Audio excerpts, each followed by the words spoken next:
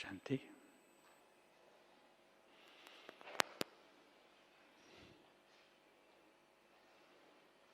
ಇವತ್ತು ಯೋಗದ ವಿಶೇಷ ಅನುಭವ ಮಾಡಲು ಕೆಲವು ಸಲಹೆಗಳು. ಯೋಗದ ವಿಶೇಷ ಅನುಭವ ಮಾಡಲು ಕೆಲವು ಸಲಹೆಗಳು.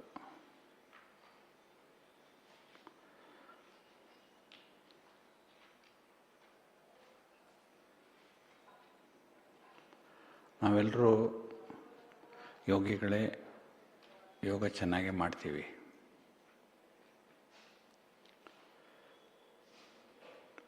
ಆದರೂ ಕೆಲವೊಮ್ಮೆ ಅನಿಸುತ್ತೆ, ಯೋಗದಲ್ಲಿ ನಾನೇನು ಅನುಭವ ಮಾಡಬೇಕಾಗಿತ್ತೋ ಅದಿನ್ನೂ ನಾನು ಪೂರ್ಣವಾಗಿ ಮಾಡಿಲ್ಲ ಅಂತ ಕೆಲವು ಸಾರಿ ಅನಿಸುತ್ತೆ.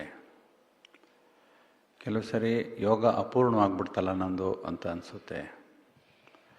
ಅಥವಾ ಯೋಗದಲ್ಲಿ ನಾನು ಏನು ಅಂದ್ಕೊಂಡಿದ್ನೋ ಅದನ್ನು ಸಾಧಿಸೋಕ್ಕಾಗ್ತಾ ಇಲ್ವಲ್ಲ ಅಂತ ಕೆಲವು ಬಾರಿ ಅನಿಸುತ್ತೆ. ಆದರೆ ಇಲ್ಲಿ ನಿಮಗೆ ಅಂಥದ್ದೇನು ತೊಂದರೆ ಇಲ್ಲ ಅಂತ ನಾನು ಅನ್ಕೋತೀನಿ. ಯಾಕೆಂದರೆ ಈ ವಾತಾವರಣ, ನಾವು ಕುಳಿತಿರುವಂಥ ಜಾಗ, ಇವೆಲ್ಲವೂ ಭಾಳ ವಿಶೇಷವಾದದ್ದೇ. ಈ ವಾತಾವರಣ ಯೋಗಕ್ಕೆ ಭಾಳ ಸೂಕ್ತವಾದಂಥ ವಾತಾವರಣ. ಇದರಲ್ಲಿ ಅನೇಕರ ಶ್ರಮ ಇದೆ.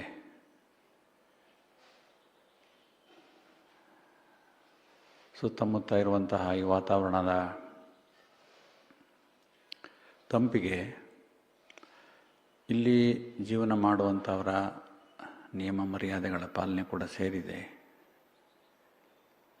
ಹಾಗೂ ಪ್ರಕೃತಿಯ ಕೊಡುಗೆನೂ ಸಾಕಷ್ಟಿದೆ.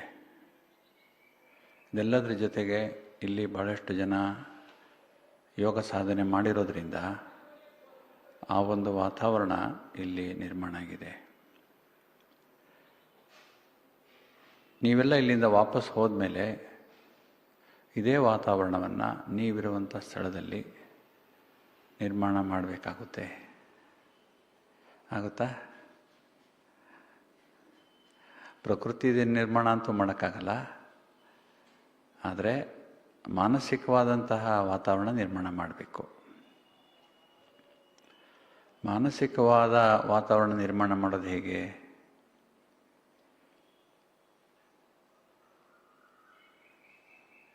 ನಮ್ಮಲ್ಲಿ ಶರೀರದಲ್ಲಿ ಒಂದು ತರಂಗ ಹೊರಡುತ್ತೆ. ಅದು ಎಲೆಕ್ಟ್ರೋಮ್ಯಾಗ್ನೆಟಿಕ್ ತರಂಗ, ಮೆದುಳಿನಿಂದ ಹೊರಡುವಂಥದ್ದು. ವಿದ್ಯುತ್ ಶಕ್ತಿಯ ಅಯಸ್ಕಾಂತೀಯ ತರಂಗಗಳು ಅದು. ಅದರಲ್ಲಿ ವಿದ್ಯುತ್ ಶಕ್ತಿನೂ ಇದೆ ಹಾಗೂ ಅಯಸ್ಕಾಂತೀಯ ಶಕ್ತಿನೂ ಇದೆ.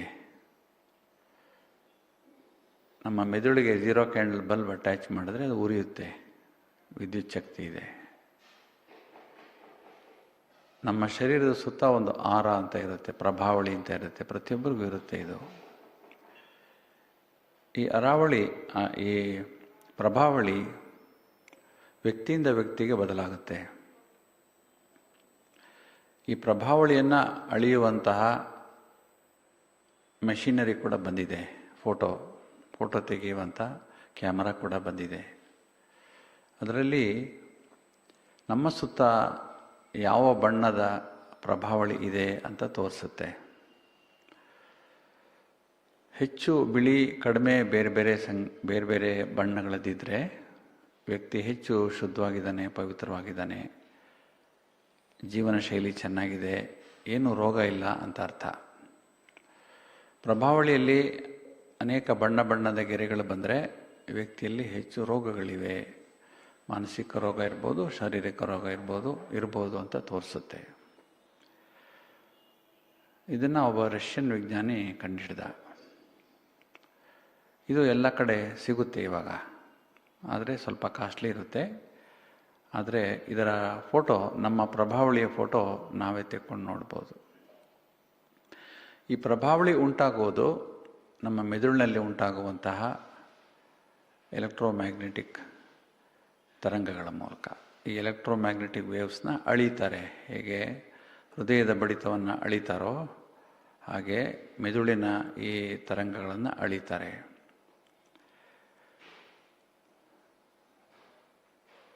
ನಮ್ಮ ಯೋಗ ಚೆನ್ನಾಗಾಗಬೇಕಂದ್ರೆ ಈ ತರಂಗಗಳ ಗುಣಮಟ್ಟ ಚೆನ್ನಾಗಾಗಬೇಕು ಅಷ್ಟೇ.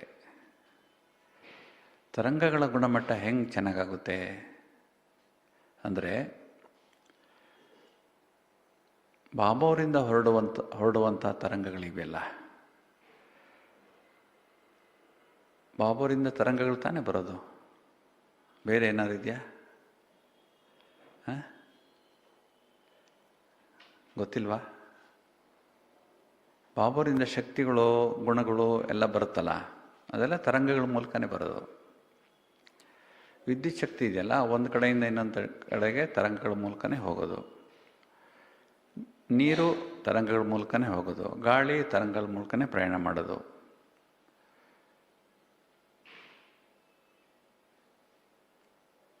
ಈ ತರಂಗಗಳು ತಮ್ಮಲ್ಲಿರುವಂಥ ಶಕ್ತಿಯನ್ನು ಒಂದು ಕಡೆಯಿಂದ ಇನ್ನೊಂದು ಕಡೆಗೆ ಕೊಂಡೊಯ್ತವೆ. ಸೂರ್ಯನಿಂದ ಹೊರಟಂತಹ ತರಂಗಗಳು, ಇದಕ್ಕೆ ಲೈಟ್ ವೇವ್ಸ್ ಅಂತ ಕರೀತಾರೆ. ಬೆಳಕಿನ ಪ್ರಕಂಪನಗಳು, ಬೆಳಕಿನ ತರಂಗಗಳು. ಇದರಲ್ಲಿ ಬೆಳಕು ಹಾಗೂ ಶಾಖ ಎರಡೂ ಇರುತ್ತೆ. ಅದು ಹೊರಟು ಎಷ್ಟೋ ದಿವಸ ಆದಮೇಲೆ ಭೂಮಿಗೆ ತಲುಪುತ್ತೆ. ಅಷ್ಟು ದೂರ ಇದೆ ಸೂರ್ಯ. ಪರಮಾತ್ಮನಿಂದ ಹೊರಟಂಥ ಪ್ರಕಂಪನಗಳು, ತರಂಗಗಳು ಭೂಮಿಗೆ ತಲುಪ್ತವೆ. ಆದರೆ ಭಾಳ ಫಾಸ್ಟ್ ಇದೆ ಅದು. ನೆನಪು ಮಾಡಿದ ತಕ್ಷಣ ಬಾಬಾರವರು ಕಣ್ಮುಂದೆ ಬಂದ್ಬಿಡ್ತಾರೆ, ಅಥವಾ ಅವ್ರ ತರಂಗಗಳು ಫೀಲಿಂಗ್ ಆಗುತ್ತೆ ನಮಗೆ. ಅಷ್ಟು ಫಾಸ್ಟ್ ಇದೆ ಅವ್ರ ಫ್ರೀಕ್ವೆನ್ಸಿ. ರೇಡಿಯೋ ವೇವ್ಸ್ ಅಂತಾರಲ್ಲ, ರೇಡಿಯೋ ಸ್ಟೇಷನ್ಗಳಿದಾವಲ್ಲ, ರೇಡಿಯೋ ಸ್ಟೇಷನ್ಗಳಲ್ಲಿ ಏನು ಕಾರ್ಯಕ್ರಮಗಳನ್ನು ಬಿತ್ತರ ಮಾಡ್ತಾರಲ್ಲ, ಬ್ರಾಡ್ಕಾಸ್ಟ್ ಮಾಡ್ತಾರಲ್ಲ, ಅದು ವೇವ್ಸಲ್ಲೇ ಬರೋದು. ಈ ಗಾಳಿಯಲ್ಲೆಲ್ಲ ರೇಡಿಯೋ ವೇವ್ಸ್ ತುಂಬಿಕೊಂಡಿದೆ. ನಾವು ಮೈಸೂರು ಆಕಾಶವಾಣಿ ಕಾರ್ಯಕ್ರಮ ಕೇಳಬೇಕು ಅಂದರೆ ರಿಸೀವರ್ ತಗೊಂಡು 100.6 ಮೆಗಾಹರ್ಟ್ಸ್ಗೆ ಟ್ಯೂನ್ ಮಾಡಿದ್ರೆ ಆಕಾಶವಾಣಿ ಮೈಸೂರು ಸಿಕ್ಬಿಡುತ್ತೆ ನಮಗೆ ಸ್ಟೇಷನ್ನು. ಹಾಗೆ ಬೇರೆ ಬೇರೆ ಅಲಾಟ್ ಮಾಡಿದ್ದಾರೆ. ಇದು ಸರ್ಕಾರದವ್ರು ಅಲಾಟ್ ಮಾಡಿ ಅವ್ರವ್ರಿಗೆ ಮಾರಾಟ ಮಾಡಿರ್ತಾರೆ ಈ ವೇವ್ಸ್ನ, ರೇಡಿಯೋ ವೇವ್ಸ್ನ. ಪರಮಾತ್ಮನಿಂದ ಬರುವಂಥ ತರಂಗಗಳಿವೆಲ್ಲ, ಅವು ಏನು ಫ್ರೀಕ್ವೆನ್ಸಿ ಇರ್ಬೋದು? ಯಾವ ಫ್ರೀಕ್ವೆನ್ಸಿಲಿ ಬರ್ಬೋದು ಅವು? ಅವು ತರಂಗಗಳೇ, ರೇಡಿಯೋ ವೇವ್ಸ್ ಅಲ್ಲ ಅವು. ಅವು ಆಧ್ಯಾತ್ಮಿಕ ತರಂಗಗಳು. ಅದರಲ್ಲಿ ಝೀರೋ ಫ್ರೀಕ್ವೆನ್ಸಿ ಇರುತ್ತೆ. ಝೀರೋ ಫ್ರೀಕ್ವೆನ್ಸಿ ಯಾಕೆಂದರೆ ಶಿವಬಾಬರು ಎಲ್ಲಿದ್ದಾರೋ ಅಲ್ಲಿ ಯಾವುದೇ ಶಬ್ದ ಇಲ್ಲ, ಯಾವುದೇ ಚಟುವಟಿಕೆ ಇಲ್ಲ, ಯಾವುದೇ ಶರೀರ ಇಲ್ಲ, ಯಾವುದೇ ಸಂಕಲ್ಪ ಇಲ್ಲ, ಎಲ್ಲ ಝೀರೋ. ಶಿವಬಾಬರಿಂದ ಹೊರಡಂಥ ತರಂಗಗಳು ಕೂಡ ಅದೇ ಫ್ರೀಕ್ವೆನ್ಸಿಲೇ ಇರ್ತವೆ. ಶಿವಬಾಬರು ಇರೋದು ಪರಂಧಾಮದಲ್ಲಿ. ಪರಂಧಾಮ ನಿರ್ವಾಣಧಾಮ ಅಥವಾ ಶಾಂತಿಧಾಮ. ಅಲ್ಲಿರೋದು total silence. ಸೊ ಶಿವಬಾಬರಿಂದ ಹೊರಡುವಂಥ ತರಂಗಗಳು ಕೂಡ ಅದೇ ಫ್ರೀಕ್ವೆನ್ಸಿಲೇ ಬರೋದು. ಎಲ್ಲಿ ಕೂತಿದ್ದಾರಲ್ಲ ಅವರು, ಝೀರೋ ಫ್ರೀಕ್ವೆನ್ಸಿ ಇದೆಯಲ್ಲ, ಅದೇ ಫ್ರೀಕ್ವೆನ್ಸಿಲೇ ತರಂಗಗಳು ಬರ್ತವೆ. ಈಗ 100.6 ಏನು ಮೈಸೂರು ಆಕಾಶವಾಣಿದಿದೆ, ಅದನ್ನು ನಾವು ಕೇಳಬೇಕಂದ್ರೆ ಏನು ಮಾಡಬೇಕು? ಒಂದು ರಿಸೀವರ್ ಬೇಕು ಮತ್ತು ಟ್ಯೂನ್ ಮಾಡಬೇಕು. ಟ್ಯೂನ್ ಮಾಡಿದ್ರೆ ಮಾತ್ರ ಬರೋದು. ಇಲ್ಲದೇ ಆ ತರಂಗಗಳು ಇಲ್ಲೇ ಇವೆ, ಇದೇ ಕೊಠಡಿಯಲ್ಲಿದೆ, ನಮಗೆ ಕೇಳ್ತಾ ಇಲ್ಲ. ಯಾಕಂದರೆ ರಿಸೀವರ್ ಇಲ್ಲ. ರಿಸೀವರ್ ಇದ್ರೂ ಕೇಳಲ್ಲ, ಯಾಕೆಂದರೆ ರಿಸೀವರ್ ಆನ್ ಮಾಡ್ಕೋಬೇಕು ಮತ್ತು ಟ್ಯೂನ್ ಮಾಡ್ಕೋಬೇಕು 100.6ಗೆ, ಆವಾಗ ಮಾತ್ರ ಕೇಳುತ್ತೆ. ಶಿವಬಾಬರವ್ರ ತರಂಗಗಳು ಎಲ್ಲ ಕಡೆ ಇವೆ. ಅವನು ಪ್ರಪಂಚದಲ್ಲಿ ಎಲ್ಲ ಕಡೆ ಇದೆ. 24/7 ಯಾವಾಗಲೂ ಇರುತ್ತೆ ಆ ತರಂಗಗಳು. ನಾವು ಟ್ಯೂನ್ ಮಾಡ್ಕೋಬೇಕು. ಟ್ಯೂನ್ ಮಾಡ್ಕೊಳ್ಳೋದು ಹೇಗೆ? ಸ್ವಿಚ್ ಆನ್ ಮಾಡ್ಕೊಳ್ಳೋದು ಹೇಗೆ? ನಮ್ಮ ರಿಸೀವರ್ ಯಾವುದು?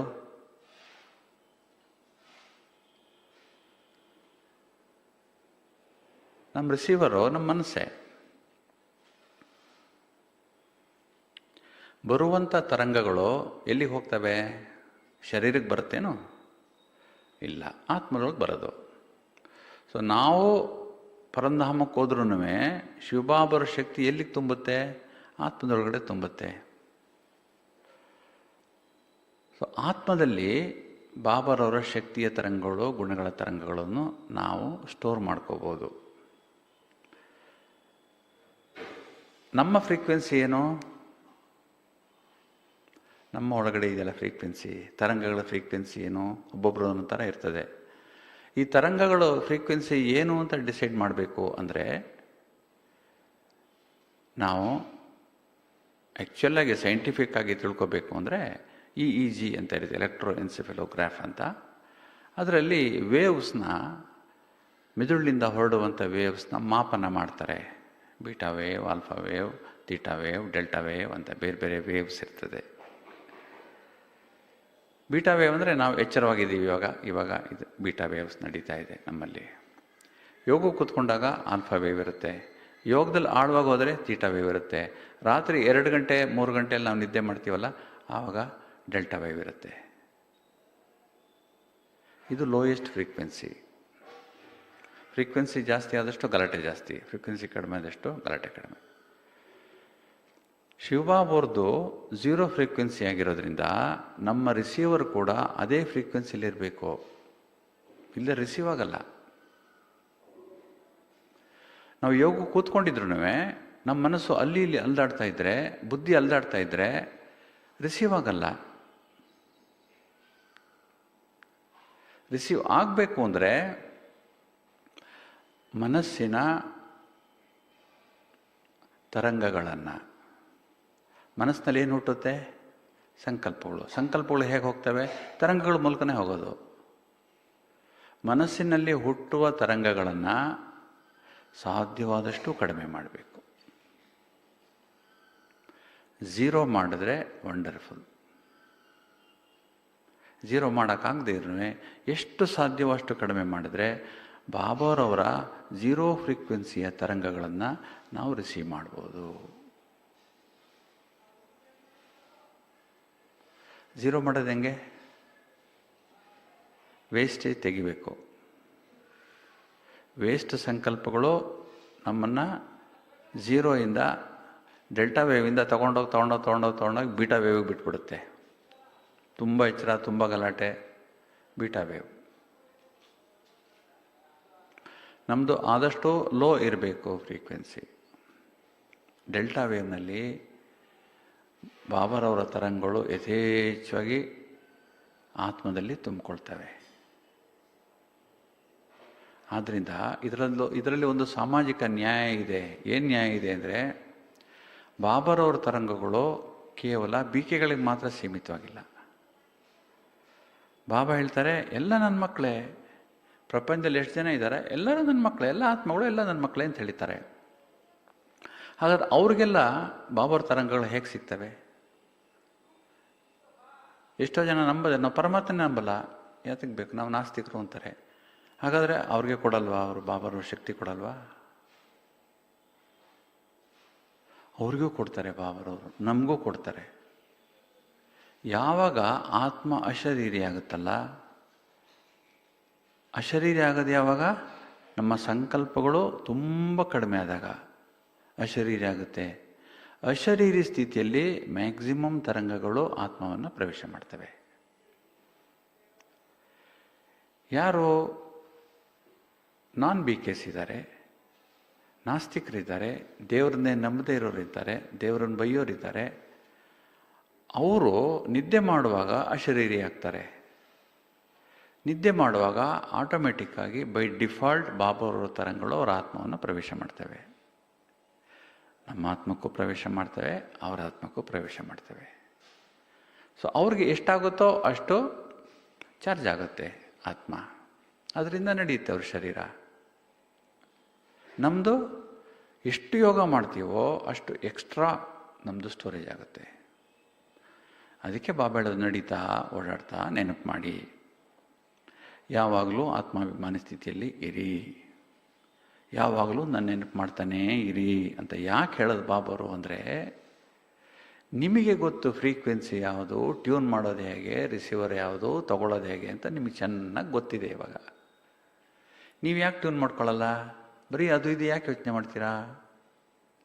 ಯೋಚನೆ ಮಾಡಿದ್ರೆ ಏನಾಗುತ್ತೆ? ಬರಲ್ಲ, ಇಲ್ಲೇ ಇದೆ, ಸಿಗಲ್ಲ ನನಗೆ. ಖಜಾನೆ ಇಟ್ಕೊಂಡು ನಾವು ಗಣಿನೇ ಇಟ್ಕೊಂಡು ನಾನು ನಿರ್ಗತಿ ಯಾಕಪ್ಪ, ನನ್ನ ಹತ್ರ ಏನಿದೆ, ಪೈಸನೇ ಇಲ್ಲ, ದುಡ್ಡೇ ಇಲ್ಲ ಅಂದರೆ,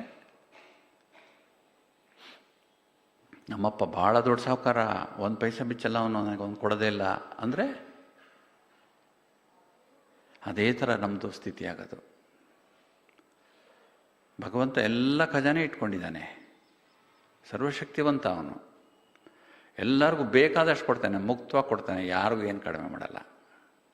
ಆದರೆ ತಗೊಳ್ಳೋರಲ್ಲಿ ಬೇಕಲ್ಲ ಶಕ್ತಿ, ಗೊತ್ತಿರಬೇಕಲ್ಲ ಟೆಕ್ನಿಕ್ಕು. ಆದ್ದರಿಂದ ಹೀಗೆ ನಡೆಯುತ್ತೆ. ಭಗವಂತನ ತರಂಗಗಳನ್ನು ನಾವು ತಗೊಳ್ಳುವಂಥದ್ದು, ಸ್ವೀಕರಿಸುವಂಥದ್ದು. ಯೋಗ ಮಾಡುವಾಗ ನಾವು ಝೀರೋ ಫ್ರೀಕ್ವೆನ್ಸಿಗೆ ಬರಬೇಕು. ಝೀರೋ ಫ್ರೀಕ್ವೆನ್ಸಿ ಬಂದರೆ ನಮ್ಮ ಆರ ಇದೆಲ್ಲ ಪ್ರಭಾವಳಿ, ಅದು ಬೆಳ್ಳಗಾಗ್ಬಿಡುತ್ತೆ. ನೀವು ಎಷ್ಟೋ ಬಾರಿ ನೋಡಿರ್ಬೋದು, ಎಷ್ಟೋ ಜನ ನೋಡಿದ್ದಾರೆ ಕೂಡ. ಯೋಗ ಮಾಡ್ಸೋಕೆ ಕೂತ್ಕೊಂಡಿರ್ತಾರೆ, ಎದುರುಗಡೆ ಇರೋರಿಗೆ ಅವರು ಬೆಳ್ಳಗೆ ಪ್ರಭಾವಳಿ ಕಾಣ್ತಾ ಇರುತ್ತೆ ಶರೀರದ ಹಿಂಭಾಗದಲ್ಲಿ. ಯಾಕೆಂದರೆ ಮಾನಸಿಕ ಸ್ಥಿತಿ ಅಷ್ಟು ಶಕ್ತಿಶಾಲಿಯಾಗಿದೆ. ಬಾಬಾರನ್ನು ಅಷ್ಟು ಚೆನ್ನಾಗಿ ಶುದ್ಧವಾಗಿ ನೆನಪು ಮಾಡ್ತಿರ್ತಾರೆ. ಅಷ್ಟೇ ಡಿಫ್ರೆನ್ಸು, ಬೇರೆ ಏನೂ ಡಿಫ್ರೆನ್ಸ್ ಇಲ್ಲ. ನಾವು ನಮ್ಮ ಮನಸ್ಸನ್ನು ಆ ಥರ ಮಾಡ್ಕೊಂಡ್ಬಿಟ್ರೆ ನಮಗೂ ಅಷ್ಟೇ ಶಕ್ತಿ ಬರುತ್ತೆ. ಆರೋಗ್ಯ ಸುಧಾರಣೆ ಆಗುತ್ತೆ, ಮನಸ್ಸಿನ ಆರೋಗ್ಯ ಸುಧಾರಣೆ ಆಗುತ್ತೆ. ಮನಸ್ಸನ್ನ ಸದಾಕಾಲ ಬಾಬಾ ನೆನಪಿರ್ತಾರೆ. ಯೋಗದ ಅನುಭವ ಚೆನ್ನಾಗಾಗತ್ತೆ. ಇದನ್ನೇ ಬಾಬರವ್ರು ಹೇಳೋದು. ಆದ್ದರಿಂದ ಎಷ್ಟು ಸಾಧ್ಯವೋ ಅಷ್ಟು ಇಲ್ಲಿ ಕೂತ್ಕೊಂಡು ತರಂಗಗಳನ್ನು ನಾವು ತಗೋಬೇಕು, ಬಾಬರ ಕಿರಣಗಳನ್ನು ತಗೋಬೇಕು ನಾವು. ಮತ್ತು ಪರಂಧಾಮಕ್ಕೆ ಹೋಗಿ ಬಾಬರ ಹತ್ರ ಕಿರಣ ತಗೋಬೇಕು. ಪರಂಧಾಮದಲ್ಲಿ ನೆನಪಿರಬೇಕು, ಯಾವ ಸಂಕಲ್ಪನೂ ಇಲ್ಲ, ಯಾವ ಮಾತು ಇಲ್ಲ, total silence, sweet silence home ಪರಂಧಾಮ. ಆ ಸ್ವೀಟ್ ಸೈಲೆನ್ಸ್ ಹೋಮ್ಗೆ ಕೊಟ್ರೆ ಅಷ್ಟು ಸ್ವೀಟ್ನೆಸ್ ಇದೆ. ಇವತ್ತು ಬಾಂಬರ್ ಹೇಳೋದೆಲ್ಲ ಸ್ವೀಟಾಗಿರಬೇಕು. ಬಾಬರಂಗೆ ನಾವು ಸ್ವೀಟ್ನೆಸ್ಸು ಬಾಬರ ಹತ್ರ ಇದ್ದರೆ ಸಿಗುತ್ತೆ. ಸ್ವೀಟ್ ಸೈಲೆನ್ಸ್ ಹೋಮ್ ಕೊಟ್ರೆ ನಾವು ಸೈಲೆನ್ಸ್ ಹೋಮ್ಗೆ ಬೇಕಾದಷ್ಟು ಆನಂದವಾಗುತ್ತೆ. ಇದು ನಾವು ಮಾಡಬೇಕಾಗಿರುವಂಥ ಯೋಗದ ಅನುಭವ. ಈ ಯೋಗದ ಅನುಭವ ಮಾಡಬೇಕಂದ್ರೆ ಬಹಳ ಮುಖ್ಯವಾಗಿ ಮಾಡಬೇಕಾಗಿರೋದು ನಾವು ಡಿಟ್ಯಾಚ್ ಆಗಬೇಕು. ಅಶರೀರ ಸ್ಥಿತಿಯಲ್ಲಿ ಡಿಟ್ಯಾಚ್ ಆಗಬೇಕು. ಶರೀರ ಜೊತೆಗಿದ್ದರೆ ಶರೀರದ ಭಾವನೆಗಳು, ಶರೀರದ ಸಂಕಲ್ಪಗಳು, ಶರೀರದ ಜೊತೆಗಿನ ಜೋಡಣೆಯಲ್ಲಿರ್ತಕ್ಕಂತಹ ಈ ಅನುಭವಗಳು ನಮ್ಮನ್ನು ಪರಮಾತ್ಮನ ಜೊತೆ ಮನಸ್ಸನ್ನು ಜೋಡಿಸೋಕ್ಕೆ ಬಿಡಲ್ಲ. ಅದು ಜೊತೆಗೆ ಇದ್ದೀನಲ್ಲ, ನಾನು ಶರೀರ ಜೊತೆಗೆ ಇದ್ದೀನಲ್ಲ, ಶರೀರ ಮರೆಯದ ಹೊರತು ನಾನು ಅಲ್ಲಿಗೆ ಹೋಗೋಕ್ಕಾಗಲ್ಲ. ಆದ್ದರಿಂದ ಎಷ್ಟು ಶರೀರದಿಂದ ಡಿಟ್ಯಾಚ್ ಆಗ್ತೀವಿ ಅಷ್ಟು ನಾವು ಮೇಲಕ್ಕೆ ಹೋಗ್ಬೋದು, ಅಷ್ಟು ಬಾಬೋರಿಂದ ಶಕ್ತಿಯನ್ನು ಪಡಿಬೋದು. ಇಷ್ಟೇ ಸಿಂಪಲ್ ಟೆಕ್ನಿಕ್.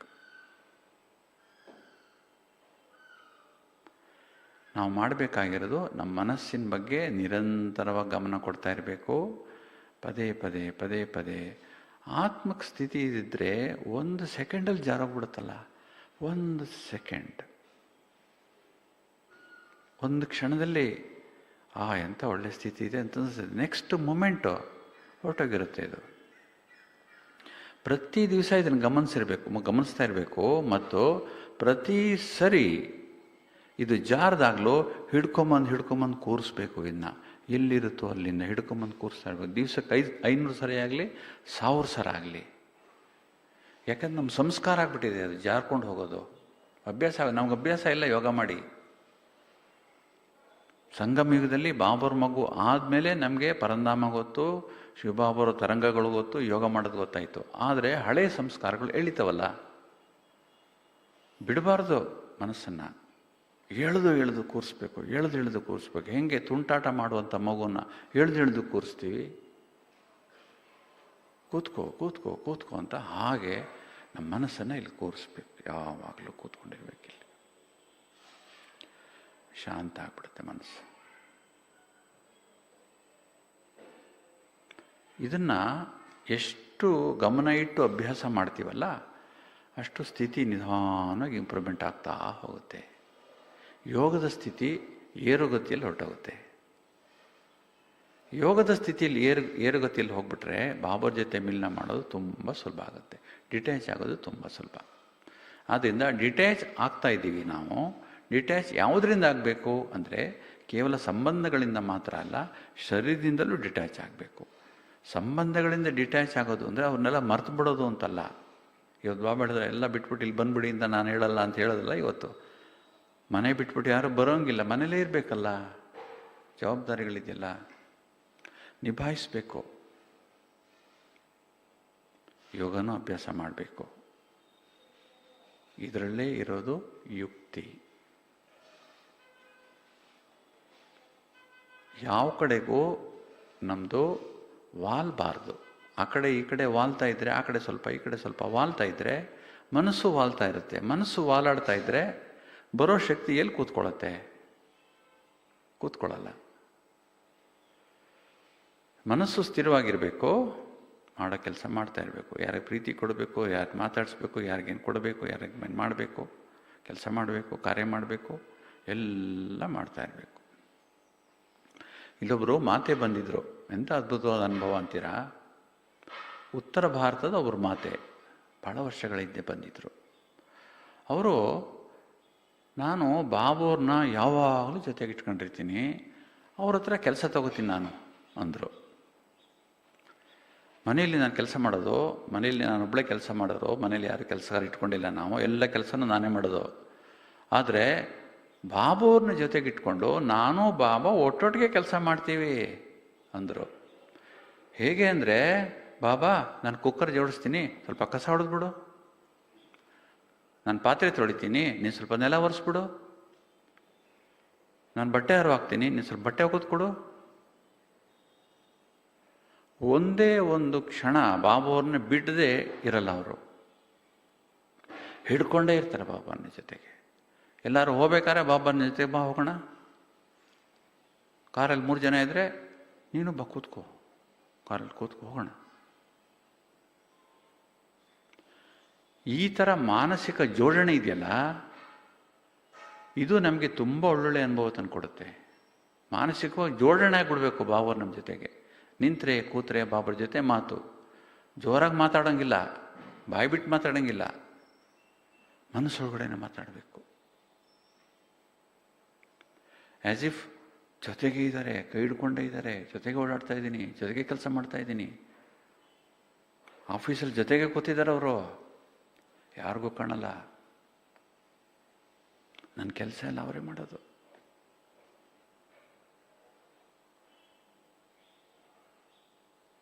ಈ ಸ್ಥಿತಿ ತುಂಬ ಒಳ್ಳೆ ಸ್ಥಿತಿ. ಅವರಲ್ಲಿ ಎಷ್ಟು ಕರೆಂಟ್ ತುಂಬೋದು?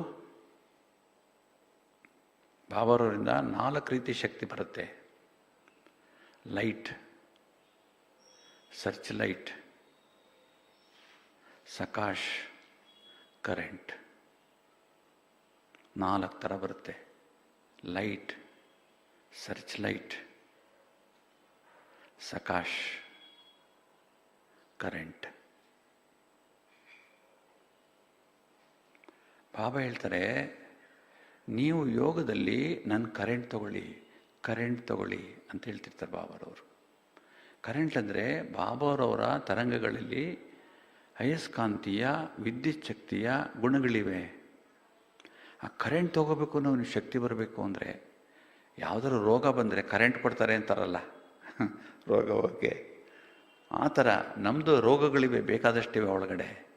ಆ ಹೋಗೋಕ್ಕೆ ಕರೆಂಟ್ ತೊಗೊಳ್ಳಿ ನೀವು ಅಂತಾರೆ ಬಾಬಾರವರು. ನನ್ನ ಕರೆಂಟ್ ತೊಗೊಳ್ಳಿ ನೀವು ಬೆಳಿಗ್ಗೆ ಎದ್ದು ಅಂತಾರೆ. ಲೈಟ್ ಅಂದರೆ ಬೆಳಕು. ಬೆಳಕು ಏನು ಮಾಡುತ್ತೆ? ಬೆಳಕು ಮಾರ್ಗದರ್ಶನ ಮಾಡುತ್ತೆ, ಅಂಧಕಾರ ತೆಗೆಯುತ್ತೆ. ಬಾಬರು ಕೊಟ್ಟಿರೋ ಜ್ಞಾನ ನನ್ನನ್ನೇ ಬೆಳಕು ಮಾಡಿಬಿಟ್ಟಿದೆ. ನಾನೇ ಒಂದು ಬೆಳಕು, ಬಾಬಾನೂ ಒಂದು ಬೆಳಕು. ಸೊ ಬೆಳಕು ಒಟ್ಟಿಗೆ ಸೇರೋದು ಭಾಳ ಈಸಿ. ಇದು ನಮ್ಮ ತರಂಗಗಳಿವೆಲ್ಲ. ನಾವು ಯಾಕೆ ಕೆಲವ್ರನ್ನ ಲೈಕ್ ಮಾಡ್ತೀವಿ, ಕೆಲವ್ರನ್ನ ಡಿಸ್ಲೈಕ್ ಮಾಡ್ತೀವಿ, ಕೆಲವ್ರು ಕಂಡ್ರೆ ಇಷ್ಟ, ಕೆಲವ್ರು ಕಂಡ್ರೆ ದೂರ ಇಡ್ತೀವಿ ಅಂದರೆ, ಈ ನಮ್ಮ ಪ್ರಭಾವಳಿ ಇದೆಯಲ್ಲ, ಎಲೆಕ್ಟ್ರೋಮ್ಯಾಗ್ನೆಟಿಕ್ ವೇವ್ಸು, ಇಬ್ಬರದ್ದು ಹೊಂದಾಣಿಕೆ ಇದ್ದರೆ ಬೇಗ ಜೊತೆ ಆಗಿಬಿಡ್ತಾರೆ. ಸ್ನೇಹ ಬೇಗ ಬೆಳೆದು ಬಿಡುತ್ತೆ ಒಂದೇ ರೀತಿ ಇದ್ದರೆ. ಅಂಥವ್ರನ್ನೇ ಆರಿಸ್ಕೊಳ್ಳೋದು ನಾವು. ಸ್ವಲ್ಪ ವಿರೋಧವಾದಂಥ ಎಲೆಕ್ಟ್ರೋಮ್ಯಾಗ್ನೆಟಿಕ್ ವೇವ್ಸ್ ಇದ್ದರೆ ನಾವು ಹತ್ರನೂ ಹೋಗಲ್ಲ, ಅವರು ನಮ್ಮ ಹತ್ರ ಬರಲ್ಲ. ಅಷ್ಟೇ ಡಿಫರೆನ್ಸ್, ಬೇರೆ ಏನೂ ಕಾರಣ ಇಲ್ಲ. ಇದರ ಹಿಂದಿನ ಕಾರಣ ಏನಂದರೆ, ಯಾವಾಗಲೂ ಹಳೆ ಸಂಸ್ಕಾರಗಳು, ಆತ್ಮಗಳು ಮಾಡಿಕೊಂಡಿರೋ ಲೆಕ್ಕಾಚಾರ, ಇವೆ ನಿಜ. ಆದರೆ ಈಗ ತರಂಗಗಳ ಕ್ವಾಲಿಟಿಯಲ್ಲಿ ವ್ಯತ್ಯಾಸ.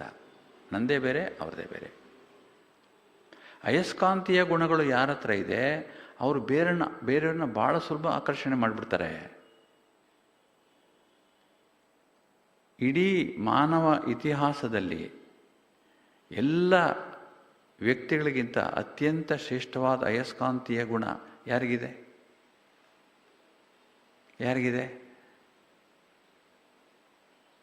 ಕೃಷ್ಣನಿಗಿದೆ. ಕೃಷ್ಣನಿಗಿರುವಷ್ಟು ಅಯಸ್ಕಾಂತೀಯ ಗುಣ, ಅಯಸ್ಕಾಂತೀಯ ಶಕ್ತಿ, ಆ ಪವರು ಬೇರೆ ಯಾರಿಗೂ ಇಲ್ಲ. ಅದಕ್ಕೆ ಅವನು most beautiful person in the world, most attractive personality in the world, Shrikrishna. ನಾವು ಮಾಡೋವಂಥ ಯಾವ ಫೋಟೋದಲ್ಲೂ ಆ ಬ್ಯೂಟಿ ಬರೋಕ್ಕೆ ಸಾಧ್ಯ ಇಲ್ಲ ಅಂತ ಬಾಬರವರು ಹೇಳಿದ್ದಾರೆ. ನೀವು ಎಷ್ಟೇ ಮಾಡಿ, ಯಾವುದೇ ಆರ್ಟಿಸ್ಟ್ ಕರೆಸ್ಕೊಂಬನ್ನಿ, ಶ್ರೀಕೃಷ್ಣನಷ್ಟು ಬ್ಯೂಟಿಯನ್ನು ಚಿತ್ರ ಬಿಡಿಸೋಕ್ಕೆ ಯಾರ ಕೈಲೂ ಸಾಧ್ಯ ಇಲ್ಲ ಅಂತ ಸ್ವಯಂ ಪರಮಾತ್ಮನೇ ಹೇಳಿದ್ದಾನೆ. ಅಷ್ಟು ಬ್ಯೂಟಿಫುಲ್. ಹೆಂಗೆ? ತರಂಗಗಳು ಅಷ್ಟು ಪ್ಯೂರ್. ವ್ಯಕ್ತಿ ಎಷ್ಟು ಪ್ಯೂರ್ ಆಗ್ತಾನಲ್ಲ, ತರಂಗಗಳು ಅಷ್ಟು ಪ್ಯೂರ್ ಆಗ್ತವೆ. ಅದಕ್ಕೆ ಅಯಸ್ಕಾಂತೀಯ ಗುಣಗಳು ಕೆಲವರಲ್ಲಿ ಜಾಸ್ತಿ ಇರ್ತವೆ, ಯಾಕಂದರೆ ಪ್ಯೂರಿಟಿ ಲೆವೆಲ್ ಜಾಸ್ತಿ ಇರುತ್ತೆ. ಕೆಲವರು ನಮ್ಮ ದಾದಿಗಳು ತಗೊಳ್ಳಿ, ಅಥವಾ ಹಿರಿಯರನ್ನ ತಗೊಳ್ಳಿ, ಅಥವಾ ದೊಡ್ಡ ದೊಡ್ಡ ಸನ್ಯಾಸಿಗಳನ್ನ ತಗೊಳ್ಳಿ, ಯಾರು ಒಳ್ಳೆ ಸಾಧನೆ ಮಾಡಿರ್ತಾರೆ, ಸಾಮಾನ್ಯ ವ್ಯಕ್ತಿಗಳೇ, ಏನು ವ್ಯತ್ಯಾಸ ಏನಿರಲ್ಲ. ಏನು ಅದ್ಭುತ ಸೌಂದರ್ಯ ಇದೆ, ತುಂಬ ದುಡ್ಡಿದೆ, ಆ ಥರ ಏನೂ ಇರಲ್ಲ. ಎಲ್ಲ ನಮ್ಮ ಥರನೇ ಇರ್ತಾರೆ. ಆದರೆ ಜನ ಹೋಗಿ ಅವ್ರು ನಮಗೆ ಬೇಕು, ಅವ್ರು ಮಾತಾಡಿಸ್ಬೇಕು, ಅವ್ರು ಮುಟ್ಬೇಕು, ಅವ್ರ ಹತ್ರ ನಿಂತ್ಕೋಬೇಕು, ಫೋಟೋ ತೆಗೆಸ್ಕೋಬೇಕು. ಯಾಕೆ ಅಷ್ಟೊಂದು? ಅವ್ರ ದೃಷ್ಟಿ ತಗೋಬೇಕು. ಯಾಕೆ ಅಷ್ಟೊಂದು? ಅವ್ರ ಹತ್ರ ಇರೋದು ಏನಿದೆ? ವೇವ್ಸ್ ಇದೆ. ಆ ವೇವ್ಸಲ್ಲಿ ಪ್ಯೂರಿಟಿ ಇದೆ. ಮನಸ್ಸಲ್ಲಿರೋ ಪ್ಯೂರಿಟಿ ವೇವ್ಸಲ್ಲಿ ಬರುತ್ತೆ. ನಮಗೆ ಯಾಕೆ ಆ ವೇವ್ಸ್ ಬರಲ್ಲ ಅಂದರೆ ಮನಸ್ಸಲ್ಲಿ ಪ್ಯೂರಿಟಿ ಇಲ್ಲ, ಬರಲ್ಲ. ನಮ್ಮಲ್ಲಿ ಎಷ್ಟು ಅಯಸ್ಕಾಂತೀಯ ಗುಣ ಇಲ್ಲ. ಸೊ ಬಾಬರವ್ರನ್ನೇ ಅಟ್ರ್ಯಾಕ್ಟ್ ಮಾಡಬೇಕು ಅಂದರೆ ನಮ್ಮಲ್ಲಿ ಪ್ಯೂರಿಟಿ ಲೆವೆಲ್ ಜಾಸ್ತಿ ಆಗ್ಬಿಡ್ಬೇಕು. ಪ್ಯೂರಿಟಿ ಲೆವೆಲ್ ಜಾಸ್ತಿ ಯಾರಿಗಿರುತ್ತೋ ಅವ್ರಿಗೆ ಬಾಬರವರ ತರಂಗಗಳು ಆಟೋಮೆಟಿಕ್ಕಾಗಿ ಎಳಿತವೆ. ಅದಕ್ಕೆ ಹೇಳ್ತಲ್ಲ ಬಾಬರವರು, ನನ್ನ ನೆನಪು ಕಾಡಬೇಕು ನಿಮಗೆ. ಯಾರಿಗೆ ಕಾಡುತ್ತೆ ಅಂದರೆ, ಯಾರಲ್ಲಿ ಪ್ಯೂರಿಟಿ ಲೆವೆಲ್ ಜಾಸ್ತಿ ಇರುತ್ತೆ ಅವ್ರಿಗೆ ನೆನಪು ಕಾಡುತ್ತೆ. ಅವ್ರಿಗೆ ಯಾವಾಗಲೂ ಸೈಲೆನ್ಸ್ ಇಷ್ಟ, ಶಬ್ದ ಇಷ್ಟ ಆಗಲ್ಲ. ಯಾಕೆಂದರೆ ಬಾಬರ ಜೊತೆ ಇರೋಕ್ಕೆ ಇಷ್ಟಪಡ್ತಾರೆ. ಅವರು ಮೌನ ಇಷ್ಟಪಡ್ತಾರೆ, ಏಕಾಂತ ಇಷ್ಟಪಡ್ತಾರೆ, ಯೋಗ ಇಷ್ಟಪಡ್ತಾರೆ, ಸರಳ ಜೀವನ ಇಷ್ಟಪಡ್ತಾರೆ. ನಾವು ಯೋಗಿಗಳಾಗಬೇಕು, ಯೋಗ ಚೆನ್ನಾಗಿ ಮಾಡಬೇಕು ಅಂದರೆ ಪ್ಯೂರಿಟಿ ಲೆವೆಲ್ ಜಾಸ್ತಿ ಆಗಬೇಕು. ಮನೆಯಲ್ಲಿದ್ದುಕೊಂಡೇ ಪ್ಯೂರಿಟಿ ಲೆವೆಲ್ ಜಾಸ್ತಿ ಮಾಡ್ಕೋಬೇಕು. ಹಾಗಂತ ಒಬ್ಬೊಬ್ಬರೇ ರೂಮಲ್ಲಿ ಬಾಗಿಲ ಹಾಕೊಂಡು ಕೂತ್ಕೊಳ್ಳೋಕ್ಕಾಗುತ್ತಾ? ಪ್ಯೂರಿಟಿ ಲೆವೆಲ್ ಜಾಸ್ತಿ ಮಾಡ್ತೀನಿ ನಾನು ಅಂತ ಆಗಲ್ಲ. ಹಂಗೆ ಮಾಡೋದು ಸರಿಯಾದ ನಿರ್ಧಾರನೂ ಅಲ್ಲ. ನೋ, ಆ ಮಾತೇ ಮಾಡಿದ್ರಲ್ಲ, ಬಾಬಾನ ಕರ್ಕೊಂಡು ಎಳೆದಾಡೋದು, ಎಲ್ಲ ಕಡೆ ಓಡಾಡೋದು, ಪ್ರತಿ ಹಂತದಲ್ಲಿ ಬಾಬನ ಬಿಟ್ಟು ಇರೋದೇ ಇಲ್ಲ ನಾನು ಅಂತಾರೆ ಅವರು. ನಾನು ನೋಡ್ತೀನಿ ಅವ್ರನ್ನ ಅಂತಾರೆ. ಅಷ್ಟರ ಮಟ್ಟಿಗೆ ಕಂಬೈನ್ಡ್ ಸ್ಥಿತಿ ನಾವು ಯಾಕೆ ಮಾಡಲ್ಲ? ಗಮನ ಇಲ್ಲ ನಮಗೆ. ನಾವು ಬೇರೆ ಯೋಚನೆಗಳು ಜಾಸ್ತಿ, ಕೆಲಸಗಳು, ಶರೀರಗಳು, ಮಾತುಗಳು, ಘಟನೆಗಳು ಇವೆಲ್ಲ ಎಳೆದು ನಮ್ಮನ್ನು ಅಪವಿತ್ರ ಮಾಡಕ್ಕೆ ಬಿಡ್ತವೆ. ಶ್ರೀಕೃಷ್ಣನ ಜೊತೆ ಹುಟ್ಟಬೇಕಂದ್ರೆ ಅಷ್ಟೇ ಪವಿತ್ರವಾಗಿರಬೇಕು ನಾವೇ. ಶ್ರೀಕೃಷ್ಣನ ಜೊತೆ ಅವನದೇ ಅರಮನೆಯಲ್ಲಿ ದಾಸದಾಸಿ ಆಗಬೇಕಾದ್ರೂ ಅಷ್ಟು ಲೆವೆಲ್ ಆಫ್ ಪ್ಯೂರಿಟಿ ಇರಬೇಕು. ಯಾಕಂದರೆ ಶ್ರೀಕೃಷ್ಣನ ಹತ್ರ ಹೋಗ್ಬೇಕಲ್ಲ, ಅವನ ಹತ್ರ ಹೋಗ್ಬೇಕಂದ್ರೆ ಎಷ್ಟು ಪ್ಯೂರ್ ಆತ್ಮ ಇರಬೇಕು. ಎಷ್ಟು ಅದ್ಭುತ ನೋಡಿ ಡ್ರಾಮಾ. ಅದಕ್ಕೆ ಬಾಬರವನು ನಮ್ಮನ್ನು ಇಲ್ಲಿ ಕೂಡಾಕಿ ಯೋಗ ಮಾಡಿ ಮಕ್ಕಳೇ ಅಂತ ಹೇಳೋದು. ಯಾಕೆಂದರೆ ಕೆಲವು ಮಕ್ಕಳು ಮಾತ್ರ ಈ ಯೋಗ್ಯತೆ ಇದೆ, ಯೋಗ ಮಾಡೋ ಯೋಗ್ಯತೆ. ಎಲ್ಲರಿಗೂ ಇಲ್ಲ ಯೋಗ್ಯತೆ. ಯಾರು ಹಿಂದಿನ ಕಲ್ಪದಲ್ಲಿ ದೇವತೆಗಳಾಗಿದ್ರೋ ಅವರೇ ಇಲ್ಲಿ ಬರೋದು, ಅವರೇ ಯೋಗ ಮಾಡೋದು. ಇವಾಗ ಅವರೇ ಯೋಗ ಮಾಡಿ ಯೋಗ್ಯತೆಯನ್ನು ಪಡ್ಕೊಂಡು ಮುಂದಿನ ಕಲ್ಪದಲ್ಲಿ ದೇವತೆಗಳಾಗ್ತಾರೆ. ಡ್ರಾಮಾ ಪ್ರಕಾರ ಎಲ್ಲೆಲ್ಲಿ ಹುಟ್ಟಬೇಕೋ ಅಲ್ಲೆಲ್ಲಿ ಹುಟ್ಟುತ್ತಾರೆ. ಅದಕ್ಕೆ ಆತ್ಮಗಳು ಏನೇನು ಪ್ರಯತ್ನಗಳು ಮಾಡಬೇಕೋ ಮಾಡ್ತಾರೆ ಇವಾಗ. ಯಾಕಂದರೆ ಎಲ್ಲಿ ಹುಟ್ಟಬೇಕು ಅಂತ ಗೊತ್ತಿಲ್ವಲ್ಲ ನಮಗೆ. ಕೊನೆಯಲ್ಲಿಗೆ ಮಾತ್ರ ಗೊತ್ತಾಗೋದು ನಮಗೆ ಸಾಕ್ಷಾತ್ಕಾರ ಆಗಿ, ಇಂಥ ಕಡೆ ಹುಟ್ಟುಬಿಡ್ತೀಯ ನೀನು ಅಂತ. ಬಾಬರವರು ಯಾರಿಗೂ ಅಪಶಬ್ದ ಉಪಯೋಗಿಸ್ತಿರ್ಲಿಲ್ಲ, ಆದರೆ ಒಂದು ಶಬ್ದ ಉಪಯೋಗಿಸ್ತಾ ಇದ್ರು. ಯಾರು ಪದೇ ಪದೇ ತಪ್ಪು ಮಾಡ್ತಾ ಇದ್ರೆ, ಅವ್ರಿಗೆ ಬೇಸರ ಉಂಟು ಮಾಡಿದ್ರೆ, ಜಾ ತುಮ್ ದಾಸಿ ಬನೋಗೆ ಅಂದ್ಬಿಡೋರಂತೆ. ಅಂದರೆ ಅಷ್ಟು ಬೇಸರ. ದಾಸಿ ಆಗ್ತೀಯ ನೀನು. ಯಾರಿಗಿಷ್ಟ ಆಗುತ್ತೆ ಪದವಿ?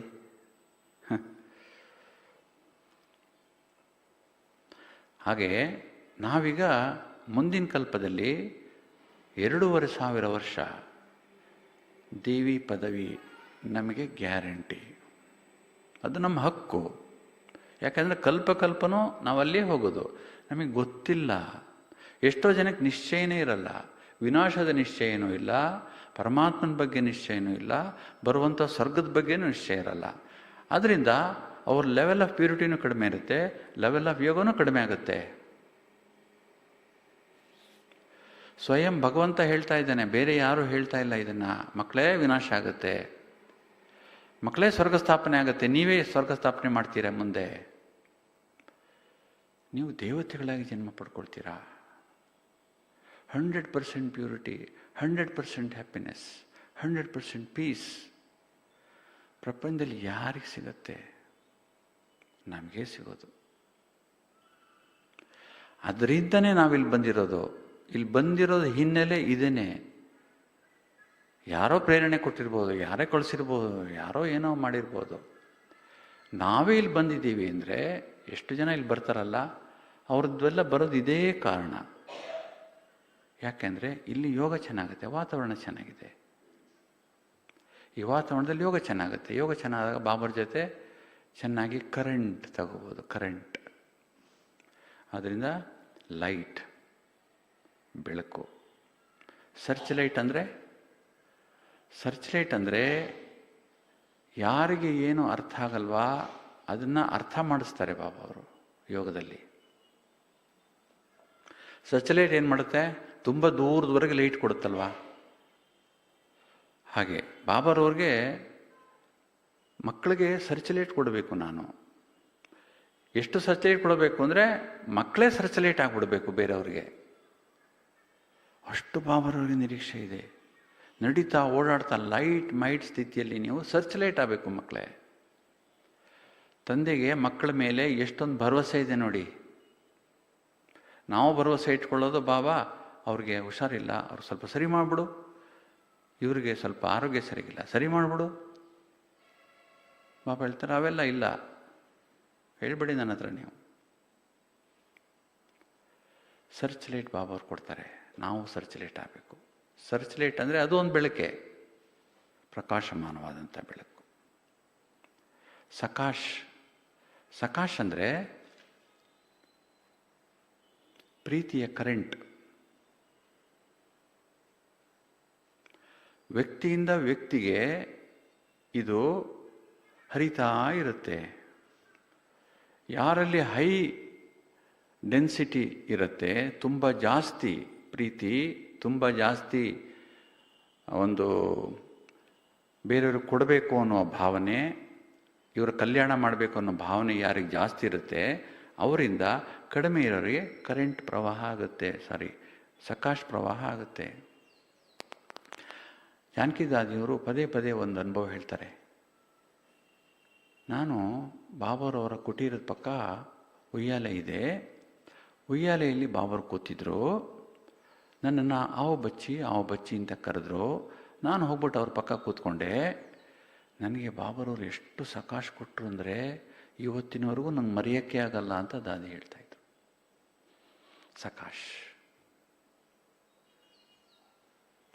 ಸಕಾಶ್ ನಾವು ಕೊಡ್ಬೋದು ಸೂಕ್ಷ್ಮವಾಗಿ ಬೇರೆಯವ್ರಿಗೆ, ನಮ್ಮ ಹತ್ರ ಅಷ್ಟು ಸ್ಟಾಕ್ ಇದ್ದರೆ, ಆಧ್ಯಾತ್ಮಿಕತೆ ಸ್ಟಾಕ್ ಇದ್ದರೆ, ಅಷ್ಟೊಂದು ಪ್ಯೂರಿಟಿ ಇದ್ದರೆ ನಮ್ಮ ಮೈಂಡಲ್ಲಿ, ಮತ್ತು ಅಷ್ಟೊಂದು ಆಧ್ಯಾತ್ಮಿಕ ಜೀವನ ಶೈಲಿ ಇದ್ದರೆ ಕೊಡ್ಬೋದು ನಾವು ಸಕಾಶ್ ಬೇರೆಯವ್ರಿಗೆ. ನಾನು ಸಕಾಶ್ ಕೊಡ್ತಾ ಇದ್ದೀನಿ ತಗೊಳ್ಳಿ ಅಂತೇನಲ್ಲ, ಸಕಾಶ್ ಆಟೋಮೆಟಿಕ್ಕಾಗಿ ಹೋಗುತ್ತೆ. ಅದೇನೇ ಅಟ್ರ್ಯಾಕ್ಟ್ ಮಾಡೋದು ಬೇರೆಯವ್ರಿಗೆ. ಬ್ರಹ್ಮಬಾಬರು ಎಷ್ಟು ಅಟ್ರಾಕ್ಟಿವ್ ಆಗಿದ್ರು, ಫಿಸಿಕಲಿ ಆಲ್ಸೋ ಅಟ್ರಾಕ್ಟಿವ್ ಆಗಿದ್ರು ಅವರು. ಆದರೆ ಬಾಬವ್ರನ್ನ ಕಂಡ್ರೆ ಮಕ್ಕಳು ಪ್ರಾಣ ಬಿಡೋರು. ಒಂದು ಕ್ಷಣ ಬಾಬರನ್ನ ಬಿಟ್ಟಿರೋಕ್ಕೆ ಸಾಧ್ಯ ಆಗ್ತಿರಲಿಲ್ಲ ಮಕ್ಕಳಿಗೆ. ಅದಕ್ಕೆ ಬಾಬರು ಹೇಳ್ತಾ ಇದ್ದೆ ಯಾವಾಗಲೂ, ಮಕ್ಕಳೇ ನಿಮ್ಮನ್ನು ಬಿಟ್ಟು ನಾನು ಎಲ್ಲೂ ಹೋಗಲ್ಲ, ಕೊನೆಯವರೆಗೂ ನಿಮ್ಮ ಜೊತೆಗೆ ಇರ್ತೀನಿ. ಯಾಕಂದರೆ ಕಣ್ಣೀರು ಹಾಕ್ಬಿಡ್ತಾರಲ್ಲ, ಅಳ್ತಾರಲ್ಲ ಒಂದೇ ಸಮ ಬಿಟ್ಟೋಗ್ಬಿಟ್ರೆ. ಬಾಬರು ಹೋಗಬೇಕಾದ್ರೂ ಯಾರಿಗೂ ಹೇಳಲಿಲ್ಲ ಹೋಗ್ತಾ ಇದ್ದೀನಿ ಅಂತ, ಗೊತ್ತಿತ್ತು ಅವ್ರಿಗೆ ಹೋಗ್ತೀನಿ ಅಂತ. ಇಚ್ಛಾಮರಣಿ ಅವರು ಬಾಬಾವರು. ಯಾಕಂದರೆ ಅವ್ರ ಪಾತ್ರ ಗೊತ್ತಿತ್ತು ಮುಂದೆ ಏನು ಮಾಡಬೇಕು ಅಂತ. ಅವ್ರ ಶರೀರ ಬಿಟ್ಟಾದ ಮೇಲೇ ಇಷ್ಟೊಂದು ಇಂಟರ್ನ್ಯಾಷನಲ್ ಲೆವೆಲಲ್ಲಿ ಸೇವೆ ಆಗಿದ್ದು. ಬಾಬರು ಮಾಡ್ತಾ ಇರೋದು ಸೇವೆ ಇದು. ಅದರಿಂದ ಬಾಬರು ಯಾರಿಗೂ ಹೇಳಲಿಲ್ಲ ಶರೀರ ಬಿಡೋದು. ಮಕ್ಕಳು ಎಲ್ಲ ಕಣ್ಣೀರು ಹಾಕಿದ್ದು. ಹೇಳಿದೆ ಬಾಬಾ ನೀನು ಬಿಡಲ್ಲ ಅಂತ, ಬಿಟ್ಟೋಗಲ್ಲ ಅಂತ ಹೇಳಿದೆ, ಹೋಗ್ಬಿಟ್ಟಲ್ಲ ಮತ್ತೆ. ಬಾಬರವರು 21ನೇ ತಾರೀಕು ಜನವರಿ 1969 ಬಂದರು. ಮಕ್ಕಳೇ ಯಾರಿಗೂ ಗೊತ್ತಿಲ್ಲ ಬಾಬರು ಬರ್ತಾರೆ ಅಂತ. ಮುಂದೆ ಭೋಗ ಇಟ್ಟು ದಾದಿನ ಕೂರಿಸಿದ್ರು ಅಷ್ಟೇ, ಸಂದೇಶ ತಗೊಬನ್ನಿ ಅಂತ. ಬಾಬರು ಬಂದ್ಬಿಟ್ರು. ಅವತ್ತಿಂದ ಬರ್ತಾ ಇದ್ದಾರೆ ನೋಡಿ ಬಾಬರು. ಬಾಬರು ಏನು ಹೇಳಿದ್ರು, ನಾನು ಎಲ್ಲೂ ಹೋಗಿಲ್ಲ ಮಕ್ಕಳೇ, ಇಲ್ಲೇ ಇದ್ದೀನಿ, ನಿಮ್ಮ ಜೊತೆಗೆ ಇದ್ದೀನಿ. ನೀವು ಕರೆದಾಗ ಬರ್ತೀನಿ, ನೀವೇನು ಹೇಳ್ತೀರ ಅದನ್ನು ಮಾಡ್ತೀನಿ. ಡ್ರಾಮಾ ಅನುಸಾರ ನಾನು ಶರೀರ ಬಿಡಬೇಕಾಯ್ತು ಅಷ್ಟೆ. ಇದು ಸಕಾಶ್. ಇವತ್ತಿಗೂ ಬಾಬರು ಸಕಾಶ್ ಕೊಡ್ತಾರೆ. ಬಾಬವ್ರನ್ನ ಜೊತೆಗೆ ಇಟ್ಕೊಂಡ್ರೆ ಸಕಾಶ್ ಸಿಗುತ್ತೆ. 4ನೇದು ಕರೆಂಟು ಶಿವಬಾಬರಿಂದ ನೇರವಾಗಿ ಬರುವಂಥದ್ದು ಮತ್ತು ಅತ್ಯಂತ ಶಕ್ತಿಶಾಲಿಯಾದ ಕಿರಣಗಳು, ಯಾವುದರಲ್ಲಿ ನಮ್ಮ ಸಂಸ್ಕಾರ ಪರಿವರ್ತನೆ ಆಗುತ್ತೆ. ಆ ಕರೆಂಟಲ್ಲಿ ಪ್ರೀತಿ ಇದೆ, ಬೇರೆ ಏನೂ ಇಲ್ಲ. ಪ್ರೀತಿ ಅಷ್ಟೊಂದಿದೆ ಅದರಲ್ಲಿ. ಅದನ್ನೇ ಪ್ರೀತಿಯ ಅಗ್ನಿ ಅಂತ ಹೇಳೋದು. ಆ ಕರೆಂಟನ್ನೇ ಪ್ರೀತಿಯ ಅಗ್ನಿ ಅಂತ ಹೇಳೋದು. ಯೋಗ ಮಾಡುವಾಗ ಪ್ರೀತಿಯ ಅಗ್ನಿಯಲ್ಲಿ ನಮ್ಮ ಸಂಸ್ಕಾರಗಳನ್ನು ಸುಟ್ಟು ಭಸ್ಮ ಮಾಡಬೇಕು. ಅದಕ್ಕೆ ಡಿಟ್ಯಾಚ್ ಆಗಬೇಕು ನಾವು ಶರೀರದಿಂದ. ಡಿಟ್ಯಾಚ್ ಆಗದೆ ಇದ್ದರೆ ಇವ್ಯಾವ ಅನುಭವನೂ ಆಗಲ್ಲ ನಮಗೆ. ಹೀಗೆ ಇರ್ತೀವಿ ಕೊನೆಯವರೆಗೆ, ಬದಲಾವಣೆ ಆಗಲ್ಲ ನಾವು. ಅದರಿಂದ ಬೇರೆ ವ್ಯಕ್ತಿಗಳಿಂದನೂ ನಾವು ಡಿಟ್ಯಾಚ್ ಆಗಬೇಕು, ನಮ್ಮ ಶರೀರದಿಂದಲೂ ಡಿಟ್ಯಾಚ್ ಆಗಬೇಕು. ಡಿಟ್ಯಾಚ್ ಆಗಿ ಎಲ್ಲಿಗೆ ಹೋಗಬೇಕು? ಡಿಟ್ಯಾಚ್ ಆಗಿ ಹೋಗಬೇಕಾಗಿರೋದು ಪರಂಧಾಮಕ್ಕೆ ಹೋಗ್ಬೇಕು ನಾವು. ಎಲ್ಲಿದೆ ಪರಂಧಾಮ? ಹೇಗಿದೆ ಪರಂಧಾಮ ಅಂದರೆ ಬಾಬಾವರು ಹೇಳ್ತಾರೆ, ಪರಂಧಾಮ ಅನ್ನೋದು ನೀವೆಲ್ಲ ಏನು ನೋಡಿದ್ದೀರ, ಲೈಟು, ರೆಡ್ ಲೈಟ್, ಅಲ್ಲಿ ಆತ್ಮಗಳೆಲ್ಲ ಇವೆ, ಮಧ್ಯ ಶಿವಬಾಬರಿದ್ದಾರೆ ಮತ್ತು ಶಿವಬಾಬರಿಂದ ಬಿಳಿಯ ಕಿರಣಗಳು ಬರ್ತಾ ಇವೆ ಅಂತ. ಆದರೆ ಅವರಿರೋದು 6ನೆಯ ಮಹಾತತ್ವ. ಭೂಮಿ ಮೇಲಿರೋದು 5 ತತ್ವಗಳು, ಅದು 6ನೆಯ ಮಹಾತತ್ವ. ಛಟ ತತ್ವ ಅಂತಾರೆ ಬಾಬರು. 6ನೇ ಮಹಾತತ್ವ. ಯಾವ ಮಹಾತತ್ವ ಅದು? ಪ್ರಕಾಶದ ಮಹಾತತ್ವ. ಅಲ್ಲಿ ಬರೀ ಪ್ರಕಾಶನೇ ಇರೋದು. ಬಾಬೋರಿಂದ ಹೊರಡುವಂಥ ಲೈಟು ಎಷ್ಟು ಪವರ್ಫುಲ್ ಆಗಿರುತ್ತೆ ಅಂತ ಅದನ್ನು ನೋಡಿದವರು ಹೇಗೆ ಹೇಳ್ತಾರೆ ಅಂದರೆ, ಅದ್ಭುತವಾದಂಥ ಪ್ರಕಾಶ ಅದು. ಈ ಕರೆಂಟ್ ಅಲ್ಲ, ಈ ಲೈಟ್ ಅಲ್ಲ, ಅದು ಡಿವೈನ್ ಲೈಟ್. ಆ ಡಿವೈನ್ ಲೈಟಲ್ಲಿ ತುಂಬ ಪ್ರೀತಿ ಇದೆ, ತುಂಬ ಆತ್ಮೀಯತೆ ಇದೆ, ತುಂಬ ಸ್ನೇಹ ಇದೆ, ತುಂಬ ಕಲ್ಯಾಣ ಮಾಡುವಂಥ ಭಾವನೆ ಇದೆ ಆ ಡಿವೈನ್ ಲೈಟಲ್ಲಿ. ಯಾವಾಗ ನಾವು ಆ ಲೈಟನ್ನು ಪ್ರವೇಶ ಮಾಡ್ತೀವಿ ಆವಾಗ ಆಟೋಮೆಟಿಕ್ಕಾಗಿ ಡಿಟ್ಯಾಚ್ ಆಗಿಬಿಟ್ಟಿರ್ತೀವಿ ನಾವು. ಎಲ್ಲಿದೆ ಇದು ಛಟ ಮಹಾತತ್ವ ಅಂದರೆ, ಗಣಿತದಲ್ಲಿ ಇನ್ಫಿನಿಟಿ ಅಂತ ಉಪಯೋಗಿಸ್ತಾರೆ. ಇನ್ಫಿನಿಟಿ ಅಂದರೆ ಅಂತ, ಅಂತ್ಯವಿಲ್ಲದ ಜಾಗ, ಅದು ಅನಂತ ಅಂತ. ಅನಂತದಾಚೆಗೆ ಛಟ ತತ್ವ ಇರೋದು. ಹೇಗೆ ಗೊತ್ತಾಗುತ್ತೆ ಅಂದರೆ, ಪ್ರಾರಂಭದಲ್ಲಿ ಯಾರಿಗೆ ಇದು ಅನುಭವ ಕಡಿಮೆ ಇದೆ ಅವ್ರ ಅನುಭವ ಮಾಡಲಿಕ್ಕೆ ಇಮ್ಯಾಜಿನ್ ಮಾಡ್ಕೋಬೇಕು, ಕಲ್ಪನೆ ಮಾಡ್ಕೋಬೇಕು.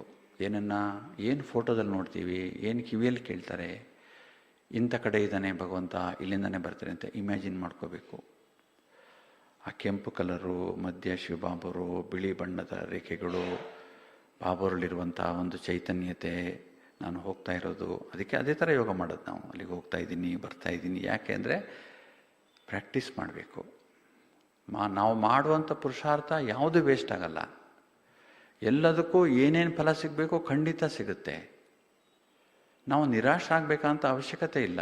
ನನಗೆ ಅನುಭವನೇ ಆಗಲ್ಲ, ನನ್ನಲ್ಲಿ ಅಪವಿತ್ರತೆ ಜಾಸ್ತಿ ಇದೆ, ನನ್ನ ಮನಸ್ಸೇ ಕ್ಲೀನ್ ಆಗಿಲ್ಲ ಅಂತ ನಮಗೆ ನಾವೇ ನಿರಾಶೆ ಅನುಭವಿಸ್ಕೊಂಡ್ರೆ ಆಗೋಲ್ಲ ಇದು. ಹಾಗೇ ಆಗುತ್ತೆ. ಬಾಬರು ಮಾಡಿಸ್ತಾರೆ ಇದನ್ನು. ಸತತವಾಗಿ ಪ್ರಯತ್ನ ಮಾಡಬೇಕು, ಸತತವಾಗಿ ಪಾಸಿಟಿವಿಟಿ ಇರಬೇಕು. ನಾನೊಂದು ಕಡೆ ಒಂದು ಸ್ಲೋಗನ್ ಓದಿದ್ದೆ, ಎಷ್ಟು ಒಳ್ಳೆ ಸ್ಲೋಗನ್ ಗೊತ್ತಾ ಅದು, ಪಾಸಿಟಿವ್ ಥಿಂಕಿಂಗ್ ಬಗ್ಗೆ. ನೀವು ಮಾಡುವ ಒಂದು ಸಕಾರಾತ್ಮಕ ಆಲೋಚನೆ ನಿಮ್ಮಲ್ಲಿ ಮಹತ್ತರವಾದ ಬದಲಾವಣೆಯನ್ನೇನೂ ತರುವುದಿಲ್ಲ. ನೀವು ಮಾಡುವ ಒಂದು ಸಕಾರಾತ್ಮಕ ಆಲೋಚನೆ ನಿಮ್ಮಲ್ಲಿ ಅಪಾರವಾದ ಬದಲಾವಣೆಯನ್ನೇನೂ ತರುವುದಿಲ್ಲ. ಆದರೆ ನಿರಂತರವಾಗಿ ಮಾಡುವಂತಹ ಸಕಾರಾತ್ಮಕ ಆಲೋಚನೆಗಳು ನಿಮ್ಮಲ್ಲಿ ಕ್ರಾಂತಿಯನ್ನೇ ತರಬಲ್ಲದು. What is slogan? ನಿರಂತರವಾಗಿ ಪಾಸಿಟಿವ್ ಮಾಡ್ತಾ ಇರಬೇಕು, ನಿರಂತರವಾಗಿ. ಈ ಅಭ್ಯಾಸನೇ ನಮ್ಮನ್ನು ನೆಗೆಟಿವಿಟಿಯಿಂದ ಮುಕ್ತ ಮಾಡೋದು. ಬೇರೆ ಇನ್ಯಾವ ಅಭ್ಯಾಸನೂ ಇಲ್ಲ. ಪದೇ ಪದೇ ನಾವು ಪಾಸಿಟಿವೇ ಮಾಡ್ತಾ ಇದ್ರೆ ನೆಗೆಟಿವ್ ಎಲ್ಲಿಂದ ಬರುತ್ತೆ? ಬರೋದೇ ಇಲ್ಲ, ಅದು ಟೈಮೇ ಇಲ್ಲ ಅದಕ್ಕೆ. ಬಾಬಾ ಹೇಳ್ತಾರೆ ಎಷ್ಟೋ ಸರಿ, ಮಾಯೆ ಬರುತ್ತೆ ನಿಮ್ಮ ಹತ್ರ, ನೀವು ಬ್ಯುಸಿ ಇರ್ತೀರಾ, ಹೊರಟೋಗ್ಬಿಡುತ್ತೆ ಹಂಗೇನೆ. ಏನು ಬ್ಯುಸಿ ನಾವು? ಪಾಸಿಟಿವ್ ಸಂಕಲ್ಪಗಳು ಮಾಡೋದ್ರಲ್ಲಿ ಬ್ಯುಸಿ, ಕೊಡೋದ್ರಲ್ಲೇ ಬ್ಯುಸಿ ನಾವು, ತಗೊಳ್ಳೋದ್ರಲ್ಲಿ ಬ್ಯುಸಿ ಇಲ್ಲ ನಾವು. ಆದ್ದರಿಂದ ಬಾಬೋರ ಹತ್ರ ಹೋಗ್ಬೇಕಾದ್ರೆ ವ್ಯಕ್ತಿ ಅಷ್ಟು ಪಾಸಿಟಿವ್ ಆಗಿರಬೇಕು. ಅಷ್ಟು ಪಾಸಿಟಿವ್ ಆಗಿದ್ದರೆ ಹೋಗ್ಬಿಡೋದ ಮೇಲೆ ಹಾರ್ಬಿಡ್ಬೋದು. ಯಾಕಂದ್ರೆ ನಮ್ಮ ಗುರಿ ಏನಂದರೆ, ಈ ಪಂಜರದಲ್ಲಿ ಸಿಲುಕಬೇಕು ಅಂತ ನಮ್ಮ ಗುರಿ ಅಲ್ಲ. ಇದು ಪಂಜರ ಅಲ್ವಾ? ಈ ಪಂಜರದಿಂದ ದಾಟಿ ಈ ಗಿಳಿ ಹೊರಗಡೆ ಹಾರ್ಬಿಡಬೇಕು, ಅದು ನಮ್ಮ ಗುರಿ. ಸಿಲುಕಬಾರ್ದು ಇದರೊಳಗಡೆ. ಆದ್ದರಿಂದ ಪದೇ ಪದೇ ಪದೇ ಪದೇ ಅಭ್ಯಾಸ ಮಾಡಬೇಕು. ಅದರಿಂದ ಕಲ್ಪನೆ ಮಾಡ್ಕೋಬೇಕು. ಕಲ್ಪನೆ ಮಾಡ್ಕೊಂಡು ಪ್ರಾಕ್ಟೀಸ್ ಮಾಡ್ತಾ ಮಾಡ್ತಾ ಅದು ಬಂದ್ಬಿಡ್ತೀವಿ, ಆ ಲೆವೆಲಿಗೆ ಬಂದ್ಬಿಡ್ತೀವಿ ನಾವು. ಕೆಲವರಿಗೆ ಯೋಗ ಹತ್ತಲ್ಲ. ಏನು ಕಾರಣ? ಬಾಬರವರು ಅದಕ್ಕೊಂದು ಕಾರಣ ಕೊಟ್ಟಿದ್ದಾರೆ. ಕೆಲವು ಆತ್ಮಗಳು ಶ್ರಾಪಿತರಿರ್ತಾರೆ. ಇದೇ ಶಬ್ದ ಉಪಯೋಗಿಸಿದ್ದಾರೆ ಬಾಬರವರು, ಶ್ರಾಪಿತರು. ಯಾಕೆ ಶ್ರಾಪಿತರು ಅಂದರೆ, ಅವರು ತಮ್ಮ ಜೀವನದಲ್ಲಿ ಬಹಳಷ್ಟು ಜನರಿಗೆ ದುಃಖ ಕೊಟ್ಟಿದ್ದಾರೆ, ಕಣ್ಣೀರು ಹಾಕಿಸಿದ್ದಾರೆ ಮತ್ತು ಮನಸ್ಸಿಗೆ ನೋವು ಉಂಟು ಮಾಡಿದ್ದಾರೆ. ಅದರಿಂದ ಅವರ ಶಾಪ ಇರೋದರಿಂದ ಯೋಗ ಮಾಡೋಕ್ಕಾಗಲ್ಲ ಅಂತ ಬಾಬಾ ಹೇಳಿದ್ದಾರೆ. ಹಾಗಾದರೆ ಇದನ್ನು ಮುಕ್ತಿ ಮಾಡ್ಕೊಳ್ಳೋದು ಹೇಗೆ ಅಂದರೆ ಬಾಬಾ ಅದಕ್ಕೂ ಮುಕ್ತಿ ಪಾಯಿಂಟ್ ಹೇಳಿದ್ದಾರೆ. ಇದರಿಂದ ಮುಕ್ತವಾಗಬೇಕಾದ್ರೆ, ಶಾಪದಿಂದ ಮುಕ್ತವಾಗಬೇಕಾದ್ರೆ ಬಾಬಾ ಹೇಳ್ತಾರೆ, ಮಕ್ಕಳೇ ನೀವು ಬ್ರಾಹ್ಮಣರು ಜ್ಞಾಪಕ ಇಟ್ಕೊಳ್ಳಿ. ಲೌಕಿಕ ಬ್ರಾಹ್ಮಣರು ಯಾವಾಗಲೂ ಸ್ವೀಕಾರ ಮಾಡೋರು, ಆದರೆ ನೀವು ಬ್ರಾಹ್ಮಣರು ಸದಾಕಾಲ ಕೊಡಬೇಕು. ಏನನ್ನು ಕೊಡಬೇಕು? ಜ್ಞಾನದಾನ, ಗುಣದಾನ. ಎಷ್ಟು ಕೊಡ್ತೀರೋ ಅಷ್ಟು ಶಾಪದಿಂದ ಮುಕ್ತಿ ಹೊಂದ್ಬಿಡ್ತೀರ, ನೀವು ವಿಮುಖರಾಗ್ಬಿಡ್ತೀರ ಶಾಪದಿಂದ ಅಂತ ಬಾಬಾ ಹೇಳಿದ್ದಾರೆ. ನೋಡಿ ಎಷ್ಟು ಸುಂದರವಾದಂತಹ ಕಾರಣ ಇದೆ, ಸೂಕ್ಷ್ಮವಾದ ಕಾರಣ ಇದೆ. ನನಗೆ ಯೋಗ ಹತ್ತಲ್ಲ ಅಂತ ನನಗೆ ಹೇಳಿದ್ರೆ ಪದೇ ಪದೇ ಯಾವುದೋ ಶಾಪ ನನ್ನ ಕಾಡ್ತಾ ಇದೆ ಒಳಗಡೆ. ಜ್ಞಾನದಾನ ಕೊಡೋಕ್ಕಾಗದೇ ಇರೋ ಪರವಾಗಿಲ್ಲ, ಗುಣದಾನಾರು ಮಾಡೋಣ, ಒಳ್ಳೆ ಭಾವನೆನಾರು ಕೊಡೋಣ ಬೇರೆಯವ್ರಿಗೆ. ಇಲ್ಲೇ ಹೋದರೆ ವ್ಯಕ್ತಿಯಲ್ಲಿ ಆಂತರಿಕವಾದ ಶುದ್ಧತೆ ಆಗಲ್ಲ. ಆ ಪ್ಯೂರಿಟಿ ಲೆವೆಲ್ ಜಾಸ್ತಿ ಆಗಬೇಕಲ್ಲ ಯೋಗ ಮಾಡೋದಕ್ಕೆ. ಪ್ಯೂರಿಟಿ ಲೆವೆಲ್ ಜಾಸ್ತಿ ಆದರೆ ಮಾತ್ರ ಬಾಬರ ಕಿರಣಗಳನ್ನು ಅನುಭವ ಮಾಡ್ಬೋದು. ಆದ್ದರಿಂದ ಭಿನ್ನತೆ ಅಥವಾ ಡಿಟ್ಯಾಚ್ಮೆಂಟ್ ಅನ್ನೋದು ಬಹಳ ಮುಖ್ಯ. ಕಬೀರದಾಸರು ಸಂತ ಕಬೀರರಾಗುವ ಮೊದಲು ಅವ್ರ ಗುರುಗಳ ಮನೆಗೆ ಪ್ರತಿನಿತ್ಯ ಒಂದು ರಸ್ತೆಯಲ್ಲಿ ನಡ್ಕೊಂಡು ಹೋಗ್ತಾಯಿದ್ರು. ರಸ್ತೆಯಲ್ಲಿ ಹೋಗ್ತಾ ಇರಬೇಕಾದ್ರೆ ಒಂದು ಅಂಗಡಿಯಲ್ಲಿ ಮಾಂಸ ಮಾರಾಟ ಮಾಡ್ತಾಯಿದ್ರು ಒಬ್ಬರು. ಈ ಕಬೀರರು ಅಲ್ಲೇ ನೋಡ್ತಾ ತುಂಬ ಅಸಹ್ಯ ಪಡ್ಕೋತಾ ಇದ್ರು. ಏನಿದು ಹಿಂಗೆಲ್ಲ ನೇತಾಕಿದ್ದಾರೆ, ಕಡಿತಾರೆ, ಮಾರ್ತಾರೆ, ವ್ಯಾಪಾರ ಮಾಡ್ತಾರೆ ಇದನ್ನು, ಪ್ರಾಣಿಗಳನ್ನು ಭಾಳ ಅಸಹ್ಯ ಪಡ್ಕೋತಾ ಇದ್ರು. ಅವ್ರಿಗೆ ಎಷ್ಟು ಅದು ಮನಸ್ಸಿಗೆ ನೋಡಿ ನೋಡಿ ನೋಡಿ ಪ್ರತಿ ದಿವಸ ತಾಗ್ಬಿಡ್ತು ಅಂದರೆ ಅವ್ರ ಸಾಧನೆ ನಿಂತೋಗ್ಬಿಡ್ತು. ಗುರುಗಳು ಅಬ್ಸರ್ವ್ ಮಾಡಿದ್ರು, ಏನಪ್ಪ ನಿಂಗೇನು ಆಸಕ್ತಿನೇ ಇಲ್ಲ ಇತ್ತೀಚೆಗೆ, ಸುಮ್ಮನೆ ಕೂತಿರ್ತೀಯ, ಬಂದರೆ ಏನು ಸಾಧನೆ ಮಾಡ್ತಾ ಇಲ್ಲ ನೀನು ಅಂದರೆ, ನೋಡಿ ಸ್ವಾಮೀಜಿ ಅವನಿಂಗೆ ಮಾಡ್ತಾ ಇದ್ದಾನೆ, ಎಂಥ ಪಾಪ ಅಲ್ಲೋ ಅವನು ಮಾಡ್ತಾ ಇರೋದು, ಮಹಾಪಾಪ ಅದು. ನಾನು ಪ್ರತಿದಿನ ಅದನ್ನೇ ನೋಡ್ತೀನಿ, ನಂಗೆ ನೋಡಿ ನೋಡಿ ನನಗೆ ಕಣ್ಣಲ್ಲಿ ಅದೇ ದೃಶ್ಯಗಳು ಕಾಣ್ತಾ ಇವೆ ಅಂತಾನೆ. ಗುರುಗಳು ಹೇಳ್ತಾರೆ, ನಿನ್ನಲ್ಲಿ ಬದಲಾವಣೆ ಮಾಡ್ಕೊಳ್ದೆ ನಿನ್ನ ಸಾಧನೆಯಲ್ಲಿ ಪೂರ ವೀಕ್ ಆಗಿಬಿಡ್ತೀಯ. ಸಾಕ್ಷಿ ಸ್ಥಿತಿಯನ್ನು ಮಾಡ್ಕೋಬೇಕು. ಪ್ರಪಂಚದಲ್ಲಿ ಈ ಥರ ಜನರು ತುಂಬ ಇದ್ದಾರೆ. ಎಲ್ಲರೂ ಅವರವ್ರ ಕೆಲಸವನ್ನು ಅವರವ್ರು ಮಾಡ್ತಾ ಇದ್ದಾರೆ. ಡ್ರಾಮಾದಲ್ಲಿ ಅವನ ಪಾತ್ರ ಅದೇ ಇರೋದು, ಅವನಿಗೆ ಬೇರೆ ಕೆಲಸ ಗೊತ್ತಿಲ್ಲ, ಅದೇ ಕೆಲಸ ಮಾಡ್ಬೇಕು ಅವನು.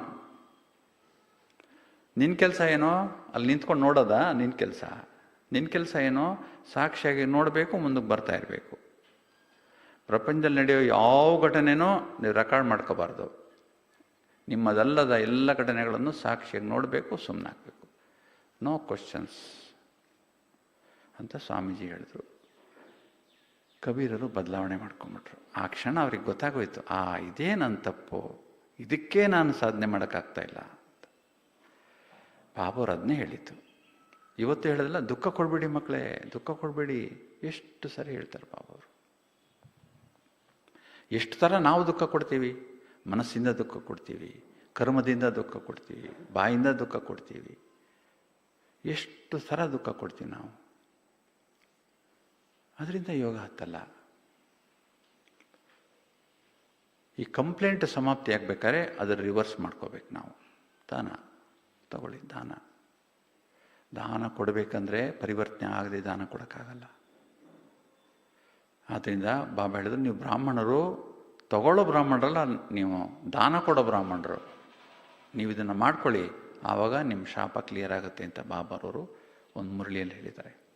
ಆದ್ದರಿಂದ ದೇಹದಿಂದ ಭಿನ್ನರಾಗುವುದು, ಡಿಟ್ಯಾಚ್ ಆಗುವುದು ಯೋಗ ಮಾಡಲಿಕ್ಕೆ ಭಾಳ ಮುಖ್ಯವಾದಂಥ ಹಂತ. ಬಾಬಾವರಿಂದ ಶಕ್ತಿ ಪಡ್ಕೊಳ್ಳೋದಕ್ಕೆ, ಬಾಬಾವ್ರ ಕಿರಣಗಳನ್ನು ಅನುಭವ ಮಾಡೋಕ್ಕೆ, ಪದೇ ಪದೇ ನಾವು ಪರಂಧಾಮಕ್ಕೆ ಹೋಗೋಕ್ಕೆ, ಬಾಬಾವ್ರನ್ನ ಸಾಕ್ಷಾತ್ ನೋಡೋದಕ್ಕೆ, ಅನುಭವ ಮಾಡೋಕ್ಕೆ ನಮಗೆ ಬೇಕು ಇದೆಲ್ಲನೂ. ಒಂದು. ಎರಡನೇದು, ಮಗ್ನತೆಯನ್ನು ಅನುಭವ ಮಾಡಬೇಕು. ಮಗ್ನತೆ ಅಂದರೆ ಮುಳುಗಿರುವಂಥ ಸ್ಥಿತಿ, ತಲ್ಲೀನವಾಗಿರುವಂಥ ಸ್ಥಿತಿ ಮಗ್ನತೆ ಅಂದರೆ. ಒಬ್ಬ ವ್ಯಕ್ತಿ ನದಿ ಸ್ನಾನ ಮಾಡೋಕ್ಕೆ ಹೋದ, ಬೆಳಿಗ್ಗೆ ಒಂಚೂರು ಮುಟ್ಟು ನೋಡ್ದ, ಇನ್ನೂ ತಣ್ಣಗಿದೆ, ಬಿಸಿಲು ಬರ್ತಾ ಇದೆಯಲ್ವಾ, ಬಿಸಿಯಾಗುತ್ತೆ, ಆಮೇಲೆ ಸ್ನಾನ ಮಾಡ್ತೀನಿ ಅಂತ ಕಾದ. ನದಿ ನೀರೆಲ್ಲರೂ ಬಿಸಿಯಾಗುತ್ತಾ? ಸಂಜೆವರು ಹಂಗೆ ಇದ್ಬಿಟ್ಟು ವಾಪಸ್ ಹೋದ. ನಮ್ಮದು ಹಾಗೆ. ನಾವು ಮುಳುಗದ ಹೊರತು ಏನೂ ಅನುಭವ ಆಗಲ್ಲ. ಒಬ್ಬರು ಸ್ವಾಮೀಜಿ ಇದ್ದರು. ಸ್ವಾಮೀಜಿಗಳು ಆಗ್ತಾನೆ ಸನ್ಯಾಸ ಸ್ವೀಕಾರ ಮಾಡಿದರು. ಹೊಸದು ಇನ್ನು. ಮನೆ ಬಿಟ್ಟು ಬಂದು ಟ್ರೈನಿಂಗ್ ಪೀರಿಯಡ್ ಮುಗಿಸಿ ಕಾವಿ ಬಟ್ಟೆ ಹಾಕ್ಕೊಂಡಿದ್ರು, ರುದ್ರಾಕ್ಷಿ ಮಾಲೆ ಹಾಕ್ಕೊಂಡಿದ್ರು. ಅವ್ರ ಗುರುಗಳು ದೊಡ್ಡವರು ಮಠದಲ್ಲಿದ್ದರು. ಅವರು ಇವರಿಗೆ ಎಲ್ಲ ಮಾರ್ಗದರ್ಶನ ಮಾಡ್ತಾಯಿದ್ರು. ಈ ಗುರುಗಳಿಗೆ ಇನ್ನು ಸಂಸ್ಕಾರ ಎಳೆಯುತ್ತಲ್ವ, ಮನೆಯಿಂದ ಬಂದಿದ್ದಾರಲ್ವ, ಸ್ವಲ್ಪ ಬೋರ್ ಆಗೋಕ್ಕೆ ಶುರುವಾಯಿತು. ಏನು ಪ್ರತಿನಿತ್ಯ ಅವರೇ ಬರ್ತಾರೆ, ಕಾಲಿಗೆ ಬೀಳ್ತಾರೆ, ದುಡ್ಡು ಕೊಡ್ತಾರೆ, ಹೋಗ್ತಾರೆ, ಇವರು ಆಶೀರ್ವಾದ ಮಾಡ್ತಾರೆ. ಪ್ರತಿ ದಿವಸ ಅದೇ ಊಟ, ಅದೇ ತಿಂಡಿ, ಅದೇ ಜನ, ಅದೇ ದಿನನಿತ್ಯ ದಿನಚರಿ. ಮಠದಲ್ಲಿ ಬೇರೆ ಏನು ಇಲ್ವೇ. ಬೋರ್ ಆಗೋಕ್ಕೆ ಶುರುವಾಗೋಯ್ತು ಇವ್ರಿಗೆ. ಇವರು ಏನು ಮಾಡೋದಪ್ಪ, ವಾಪಸ್ ಹೊರಟೋಗ್ಬಿಡ್ಲ ನಾನು, ಏನು ಮಾಡಲಿ ಪೂರ್ವಾಶ್ರಮಕ್ಕೆ ಅಂತ ಯೋಚನೆ ಮಾಡ್ತಾಯಿದ್ರು. ಒಂದು ದಿವಸ ಒಂದು ಆಶ್ರಮದ ಆವರಣದಲ್ಲೇ ಒಂದು ಸಣ್ಣ ಗುಡ್ಡ ಇತ್ತು. ಅಲ್ಲಿ ಕೂತಿದ್ರು. ಕೆಳಗಡೆ ಒಂದು ಕೊಳದ ಥರ ಇತ್ತು, ಸಣ್ಣ ಕೊಳ, ಮಳೆ ನೀರು ನಿಲ್ಲೋ ಜಾಗ. ಅಲ್ಲಿ ಕೂತ್ಕೊಂಡು ಯೋಚನೆ ಮಾಡ್ತಾಯಿದ್ರು, ಏನು ನನ್ನ ಜೀವನ ಹಿಂಗಾಗ್ಬಿಡ್ತಲ್ಲ, ಸನ್ಯಾಸಿ ಜೀವನ ಚೆನ್ನಾಗಿರುತ್ತೆ ಅಂತ ಬಂದರೆ ನನಗೆ ಯಾಕೋ ಈ ಥರ ಆಯ್ತಲ್ಲ ಅಂತ ಯೋಚನೆ ಮಾಡ್ತಾರೆ. ಅಷ್ಟೊತ್ತಿಗೆ ಒಂದು ನಾಯಿ ಬರುತ್ತೆ. ವಿಪರೀತ ಬಿಸಿಲು, ಬಾಯಾರಿಕೆ ಆಗಿತ್ತು ನಾಯಿಗೆ. ನೀರು ಕುಡಿಬೇಕು ಅಂತ ಹತ್ತಿರ ಹೋಯಿತು. ಅದ್ರ ಮುಖನೇ ಒಳಗಡೆ ಕಾಣ್ತಲ್ಲ. ನಾಯಿಗೆ ಸ್ವಲ್ಪ ಗಾಬರಿ ಆಯಿತು. ಯಾವುದೋ ಬೇರೆ ನಾಯಿ ಬಂದುಬಿಟ್ಟದಂಗಿದೆ ನಮ್ಮ ಏರಿಯಾದಲ್ಲಿ ಅಂತ. ಅದು ಹತ್ತಿರ ಹೋಗಲಿಲ್ಲ. ಆದರೆ ಬಾಯಾರಿಕೆ, ಹತ್ತಿರ ಹೋಗೋದು ಬರೋದು, ಹತ್ತಿರ ಹೋಗೋದು ಬರೋದು ಮಾಡ್ತು. ಕೊನೆಗೆ ಓಡ್ ಬಂದ್ಬಿಟ್ಟು ನೀರೊಳಗಡೆ ಧುಮುಕ್ಬಿಟ್ಟು ಚೆನ್ನಾಗಿ ನೀರು ಕುಡಿದು ಆಚೆಗೆ ಬಂದು ಚೆನ್ನಾಗಿ ಮೈ ಕೊಡ್ಕೊಂಡು ಹೊರಟೋಯ್ತು. ಸನ್ಯಾಸಿಗೆ ಅವ್ರ ಪ್ರಶ್ನೆಗೆ ಉತ್ತರ ಸಿಕ್ತು. ನನಗೆ ಯಾಕೆ ಬೋರ್ ಆಗ್ತಾ ಇದೆ ಅಂದರೆ, ಮುಳುಗಿಲ್ಲ ನಾನು. ನನ್ನ ಬಾಯಾರಿಕೆ ಇನ್ನು ಯಾಕೆ ತೀರಿಲ್ಲ ಅಂದರೆ, ಮುಳುಗಿಲ್ಲ ನಾನು. ನಮ್ಗೆ ಯಾಕೆ ಯೋಗದಲ್ಲಿ ಸಂಪೂರ್ಣ ಅನುಭವ ಆಗಲ್ಲ ಅಂದರೆ, ಮುಳುಗಿಲ್ಲ ನಾನು. ಮುಳುಗಬೇಕು. ಯಾವುದಲ್ಲಿ ಮುಳುಗಬೇಕು? ಜ್ಞಾನದಲ್ಲಿ ಮುಳುಗಬೇಕು, ಯೋಗದಲ್ಲಿ ಮುಳುಗಬೇಕು.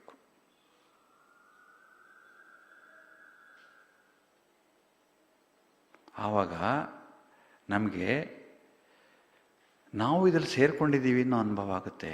ಇಲ್ಲೇ ಹೋದರೆ ಇವರೇ ಬೇರೆ, ನಾವೇ ಬೇರೆ. ಆಶ್ರಮ ನೋಡ್ಕೋತಾರಲ್ವ, ಅವರೇ ಬೇರೆ, ನಾವೇ ಬೇರೆ.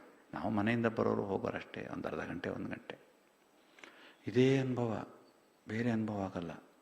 ಮನೆಗೆ ಹೋದ್ಮೇಲೆ ಯಥಾಸ್ಥಿತಿ, ಮನೇಲಿ ಹೇಗಿರಬೇಕೋ ಹಾಗೆ ಮಾತುಕತೆ, ವ್ಯವಹಾರ, ಟಿ ವಿ, ಅದು ಫೋನು, ಅದೇ ವ್ಯವಹಾರ. ಇಲ್ಲಿಗೆ ಬರಬೇಕಾದ್ರೆ ಪುಸ್ತಕ ಹಿಡ್ಕೊಂಡು ವೈಟ್ ಡ್ರೆಸ್ ಹಾಕೊಂಡು ಬಂದ್ಬಿಡೋದು, ಕೂತ್ಕೊಳ್ಳೋದು, ಕೇಳೋದು. ಆಶ್ರಮದಲ್ಲೇ ಬೇರೆ, ನಾವೇ ಬೇರೆ. ನಾವೆಲ್ಲ ಅವತರ ಇರೋಕ್ಕಾಗುತ್ತಾ ಅಂತ ಅಂದ್ಕೊಂಬಿಡೋದು. ಬಾಬಾ ಹೇಳ್ತಾರೆ, ಮನೇಲಿರುವವರು ಸರೆಂಡರ್ ಸಿಸ್ಟರ್ಸ್ಗಿನ್ನ ಜಾಸ್ತಿ ಅನುಭವ ಮಾಡ್ಬೋದು, ಜಾಸ್ತಿ ಸೇವೆ ಮಾಡ್ಬೋದು, ಎತ್ತರವಾದ ಪದವಿ ಕೂಡ ಪಡಿಬೋದು. ಭಗವಾನ್ ವಾಚ. ಆದ್ದರಿಂದ ಜ್ಞಾನ, ಯೋಗ, ಧಾರಣೆ, ಸೇವೆ 4 ವಿಷಯ ಇದೆ. 4 ವಿಷಯದಲ್ಲಿ ಯಾರು ಮುಳುಗ್ತಾರಲ್ಲ ಅವರು ಎಲ್ಲರಿಗಿನ್ನ ಎತ್ತರದ ಪದವಿಗೆ ಹೋಗ್ತಾರೆ, ಎಲ್ಲರಿಂದ ಗುರುತಿಸಲ್ಪಡ್ತಾರೆ. ಬಾಬರೇ ಅವ್ರನ್ನ ಗುರುತಿಸ್ತಾರೆ, ಬಾಬರೇ ಅವರಿಗೆ ಬೇಕಾದಷ್ಟು ಜವಾಬ್ದಾರಿಗಳನ್ನು ಕೊಡ್ತಾರೆ, ಸೇವೆ ಮಾಡಿಸ್ತಾರೆ ಅವ್ರ ಮೂಲಕ. ಇಲ್ಲದೆ ಹಾಗೆ ಇರ್ತೀವಿ ನಾವು. ಮುಳುಗೋದು ಅಂದರೆ ಏನರ್ಥ ಅಂದರೆ ಅನುಭವ ಮಾಡೋದು. ಎಷ್ಟು ಸಾಧ್ಯ ಅಷ್ಟು ಜ್ಞಾನದ ಅನುಭವ ಮಾಡೋದು. ಜ್ಞಾನದ ಅನುಭವ ಎಷ್ಟು ಮಾಡಬೇಕು ಅಂದರೆ, ಜ್ಞಾನದಲ್ಲಿ ಯಾವುದು ಪ್ರಶ್ನೆ ಇರಬಾರ್ದು ನಮಗೆ. ಜ್ಞಾನದಲ್ಲಿ ಸಂಪೂರ್ಣ ಅರಿವಾಗ್ಬಿರ್ಬೇಕು ನಮಗೆ. ಬಾಬರು ಯಾತಕ್ಕೆ ಹೇಳಿದ್ದಾರೆ, ಏನು ಹೇಳಿದ್ದಾರೆ, ಹಿನ್ನೆಲೆ ಏನು, ಎಲ್ಲ ಗೊತ್ತಾಗಬೇಕು ನಮಗೆ. ಯೋಗದಲ್ಲಿ ಎಲ್ಲ ಅನುಭವ ಆಗಬೇಕು. ಯೋಗದಲ್ಲಿ ಬೋರ್ ಆಗಬಾರ್ದು ನಮಗೆ. ಅದಕ್ಕೆ ಬೇಕಾದಂಥ ವ್ಯವಸ್ಥೆಯನ್ನು ಮಾಡ್ಕೋಬೇಕು ನಾವು. ಯಾಕೆ ಬೋರ್ ಆಗುತ್ತೆ ಯೋಗದಲ್ಲಿ ಅಂದರೆ, ಎಲ್ಲಿಂದನೋ ಓಡಾಡ್ಕೊಂಡು ಬಂದು ಕೂತ್ಕೊಂಡ್ಬಿಟ್ರೆ ಯೋಗದಲ್ಲಿ ಬೋರ್ ಆಗದೇನೋ? ಹಾಗೆ ಆಗುತ್ತೆ ಬೋರು. ಮಾನಸಿಕ ಸ್ಥಿತಿ ಸೆಟ್ ಮಾಡ್ಕೊಳ್ದೆ ಯೋಗ ಕೂತ್ಕೊಳ್ಬಾರ್ದು. ಯೋಗ ಕೂತ್ಕೊಂಡು ಸೆಟ್ ಮಾಡ್ಕೊಳ್ತೀನಿ ಅಂದರೆ ಆಗ್ಬೋದು ಕೆಲವ್ರಿಗೆ. ಆದರೆ ಅಲ್ಲಿ ಇಲ್ಲಿ ಹೋಗಿ ಬಂದಿರ್ತೀವಲ್ಲ, ಎಲ್ಲ ಮಾತುಕತೆ ಆಡಿರ್ತೀವಿ, ಎಲ್ಲ ತಲೆಯಲ್ಲಿ ತುಂಬಿರುತ್ತೆ. ಅದೇ ರಿಪಿಟೇಷನ್ ಒಳಗಡೆ ದೃಶ್ಯಗಳು ಎಲ್ಲ ಅದೇ ಕಾಣ್ತಾ ಇರುತ್ತೆ. ಡಿಸ್ಟರ್ಬ್ ಆಗಿರುತ್ತೆ ಮೈಂಡು. ಆಲ್ಫಾ ವೇವ್ ಇರಲ್ಲ, ಬೀಟಾ ವೇವ್ ಇರುತ್ತೆ. ಹೋಗಲ್ಲ, ಹತ್ತಲ್ಲ ಮೇಲಕ್ಕೆ. ಅದಕ್ಕೆ ಯೋಗ ಹತ್ತಲ್ಲ ಅನ್ನೋದು ಅದಕ್ಕೆ. ಪ್ರತಿನಿತ್ಯ ನಮ್ಮ ದಿನಚರಿ ಸೆಟ್ ಮಾಡ್ಕೋಬೇಕು. ಸೆಟ್ ಮಾಡಿಕೊಂಡು ನಾವು ಅದರ ಪ್ರಕಾರನೇ ನಡ್ಕೋಬೇಕು. ಸೆಂಟ್ರಿಗೆ ಬರೋಕ್ಕೆ ಮೊದಲು ನನ್ನ ಮಾನಸಿಕ ವ್ಯವಸ್ಥೆ ಚೆನ್ನಾಗಿರಬೇಕು. ಇಲ್ಲೇ ಹೋದರೆ ವಾಣಿಲಿ ಕೇಳಿದ್ದು ಏನೂ ನೆನಪಿರಲ್ಲ. ಮನೆಯಿಂದ ಬರ್ತಾನೆ ಆತ್ಮಾಭಿಮಾನ ಸ್ಥಿತಿಯಲ್ಲೇ ಬಂದುಬಿಡಬೇಕು. ನಾವು ಕೂತ್ಕೊಳ್ಳುವಾಗ ಆತ್ಮಿಕ ಸ್ಥಿತಿಯಲ್ಲೇ ಕೂತ್ಕೊಂಡ್ಬಿಡ್ಬೇಕು. ಆವಾಗ ಬಾಬೋರು ವಾಣಿ ಎಷ್ಟು ಚೆನ್ನಾಗಿ ಕೇಳುತ್ತೆ ನಮಗೆ. ಪ್ರತಿಯೊಂದು ಶಬ್ದದಲ್ಲೂ ಎಷ್ಟೊಂದು ಅರ್ಥ ಇದೆ, ಎಷ್ಟೊಂದು ಮೌಲ್ಯ ಇದೆ ಅಂತ ಅನಿಸುತ್ತೆ. ಇದರಲ್ಲಿ ಅದೇ ವಾಣಿನ ಡಿಸ್ಟರ್ಬ್ ಮೈಂಡಲ್ಲಿ ಕೂತ್ಕೊಂಡ್ರೆ ಏನೂ ಇಲ್ಲ, ಸುಮ್ಮನೆ ಏನೋ ಹೇಳ್ತಾರೆ, ಬರ್ಕೋತೀವಿ, ಹೋಗ್ತೀವಿ. ಅವ್ರ ದಾರಿ ಅವ್ರಿಗೆ, ನಮ್ಮ ದಾರಿ ನಮಗೆ.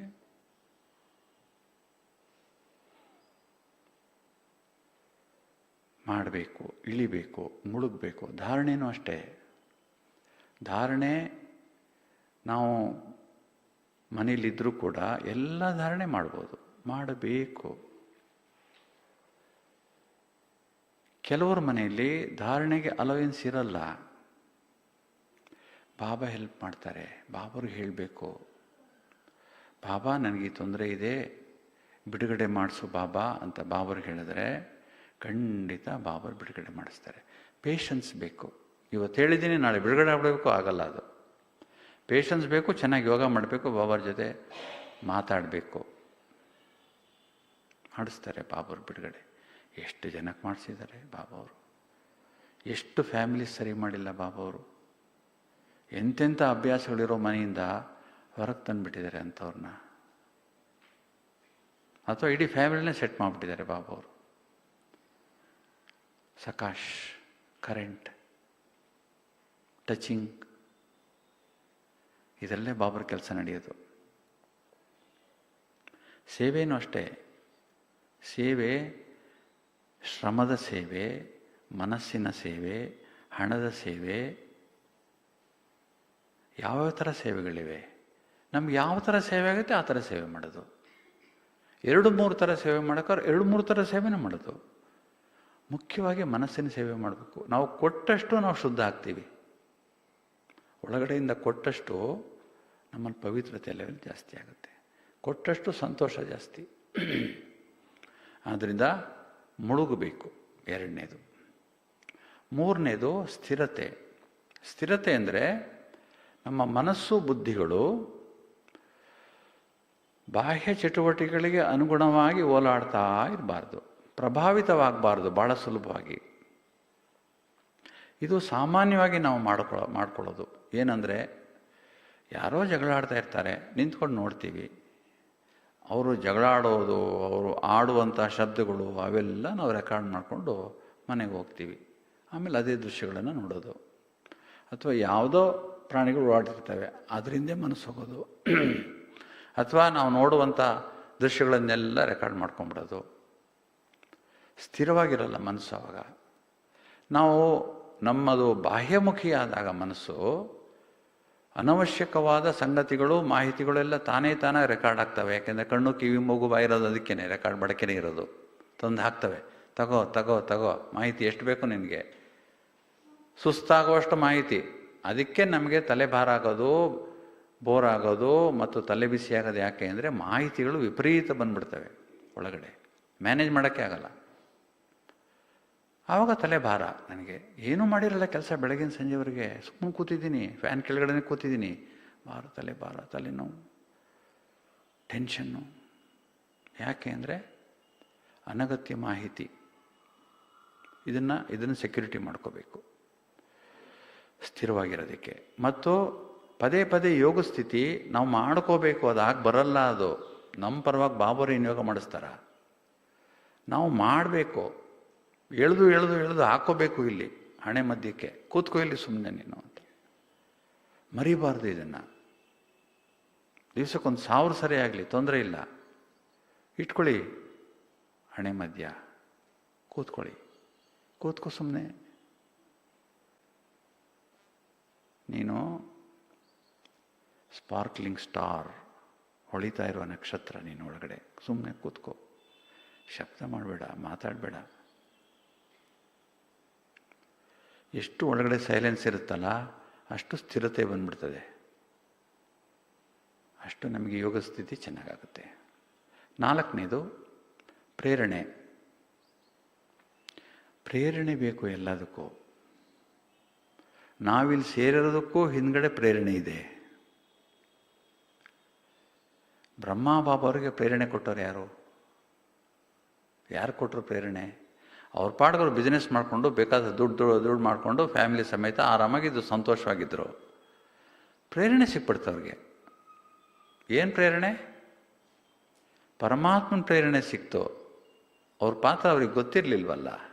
ಪರಮಾತ್ಮ ಅವರಿಗೆ ಪ್ರೇರಣೆ ಕೊಟ್ಟ. ಹೆಂಗೆ ಕೊಟ್ಟ? ಸಾಕ್ಷಾತ್ಕಾರ ಮಾಡಿಸ್ಬಿಟ್ಟ. ಅವರು ಲೌಕಿಕದಲ್ಲಿದ್ದವರು, ಬಾಹ್ಯಮುಖಿಯಾಗಿದ್ದವರು. ಸಾಕ್ಷಾತ್ಕಾರ ಯಾವಾಗ ನೋಡಿದ್ರೋ ವೈರಾಗ್ಯ ಶುರುವಾಯಿತು ಅವ್ರಿಗೆ. ಪ್ರೇರಣೆಯ ಮೂಲಕ ಎಷ್ಟೋ ಬಾರಿ ವೈರಾಗ್ಯ ಬರುತ್ತೆ ನಮಗೆ. ರೋಗದ ಮೂಲಕ ವೈರಾಗ್ಯ ಬರುತ್ತೆ, ಬೇಸರದ ಮೂಲಕ ವೈರಾಗ್ಯ ಬರುತ್ತೆ. ವೈರಾಗ್ಯ ಬರೋಕ್ಕೆ ಬೇರೆ ಬೇರೆ ಥರ ಇದೆ.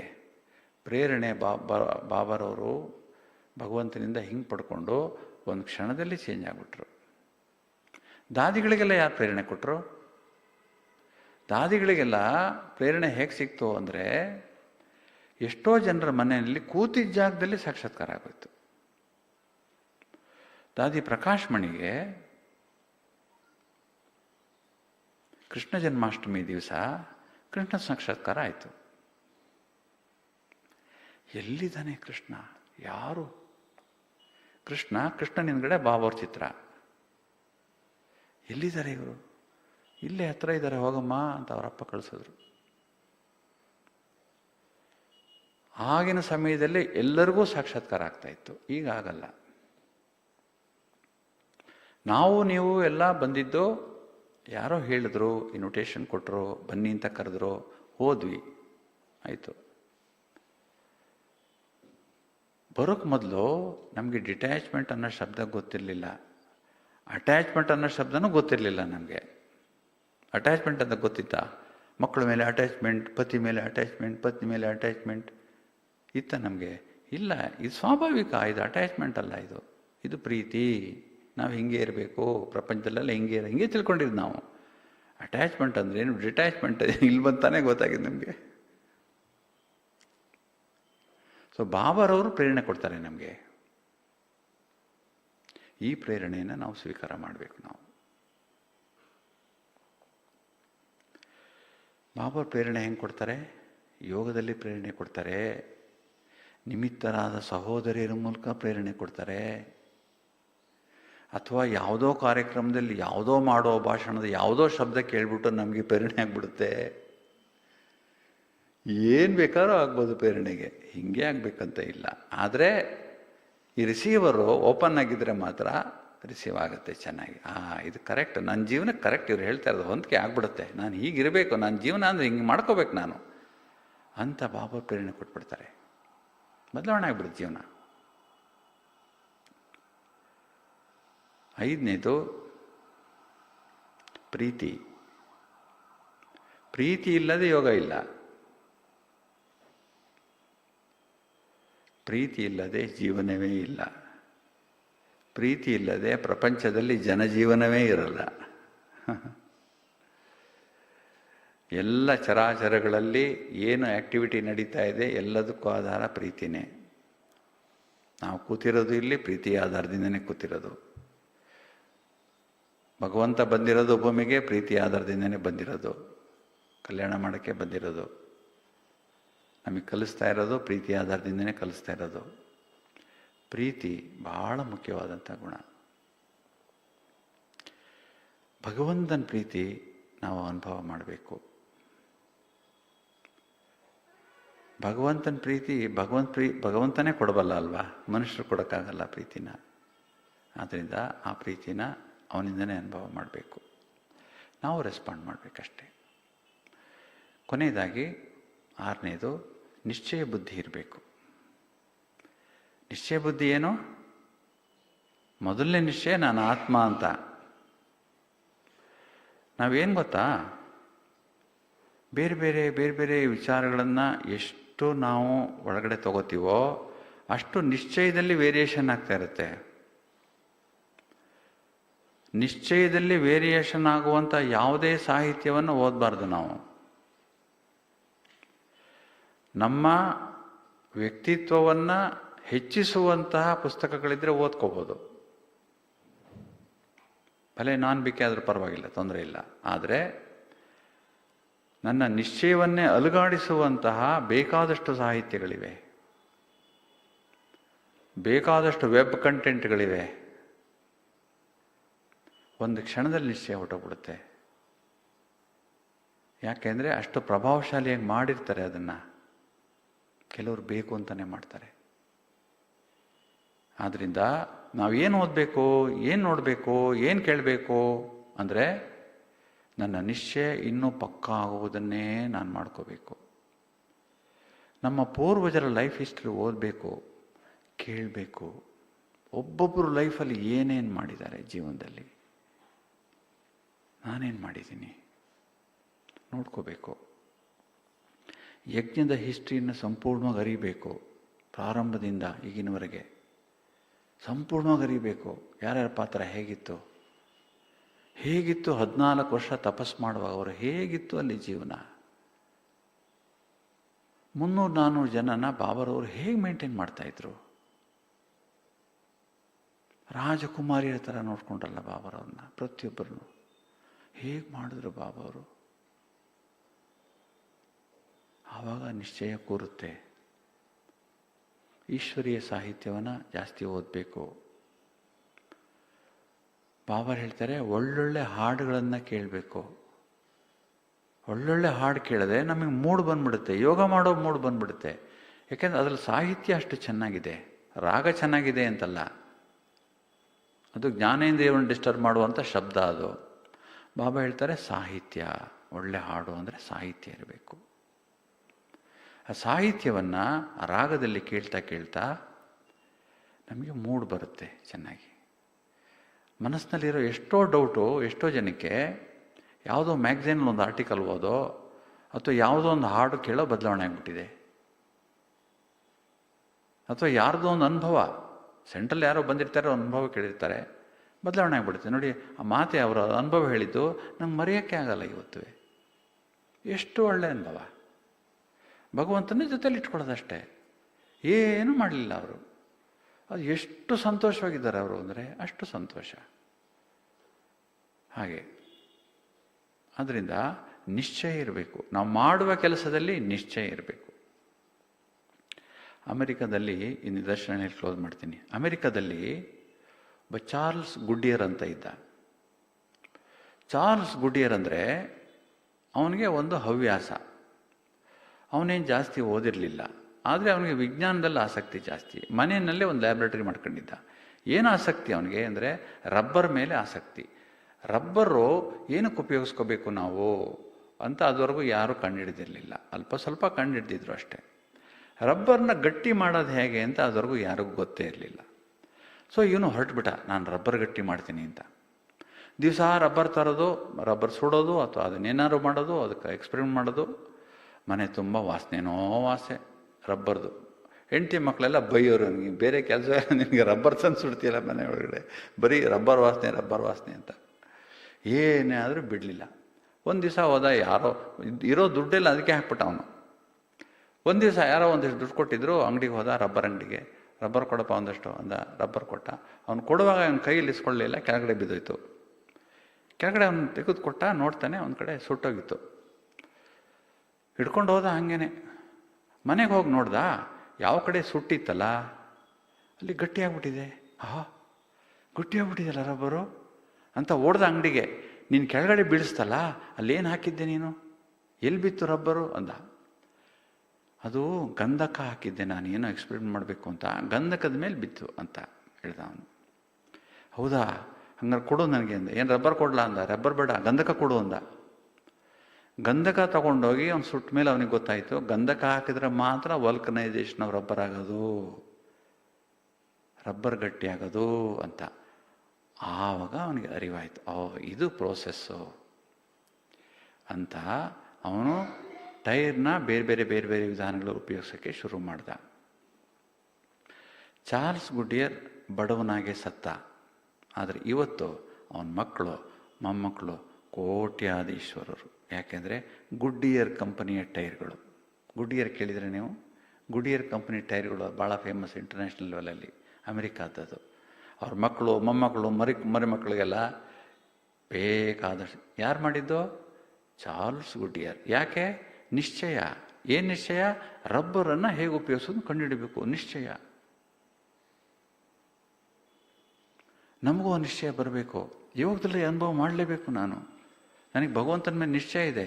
ಯಾಕಾಗಲ್ಲ ನನಗೆ ಅನುಭವ ಆಗಬೇಕು. ನನಗೆ ಬಾಬರು ಹೇಳ ಏನೇನಿದೆಯಲ್ಲ ಎಲ್ಲನೂ ನಾನು ಮಾಡ್ತೀನಿ. ಯಾಕಾಗಲ್ಲ? ಇವತ್ತು ಬಾಬಾ ಶ್ರೀಮತದ ಬಗ್ಗೆ ಹೇಳಿದ್ರು ಬಾಬರವರು.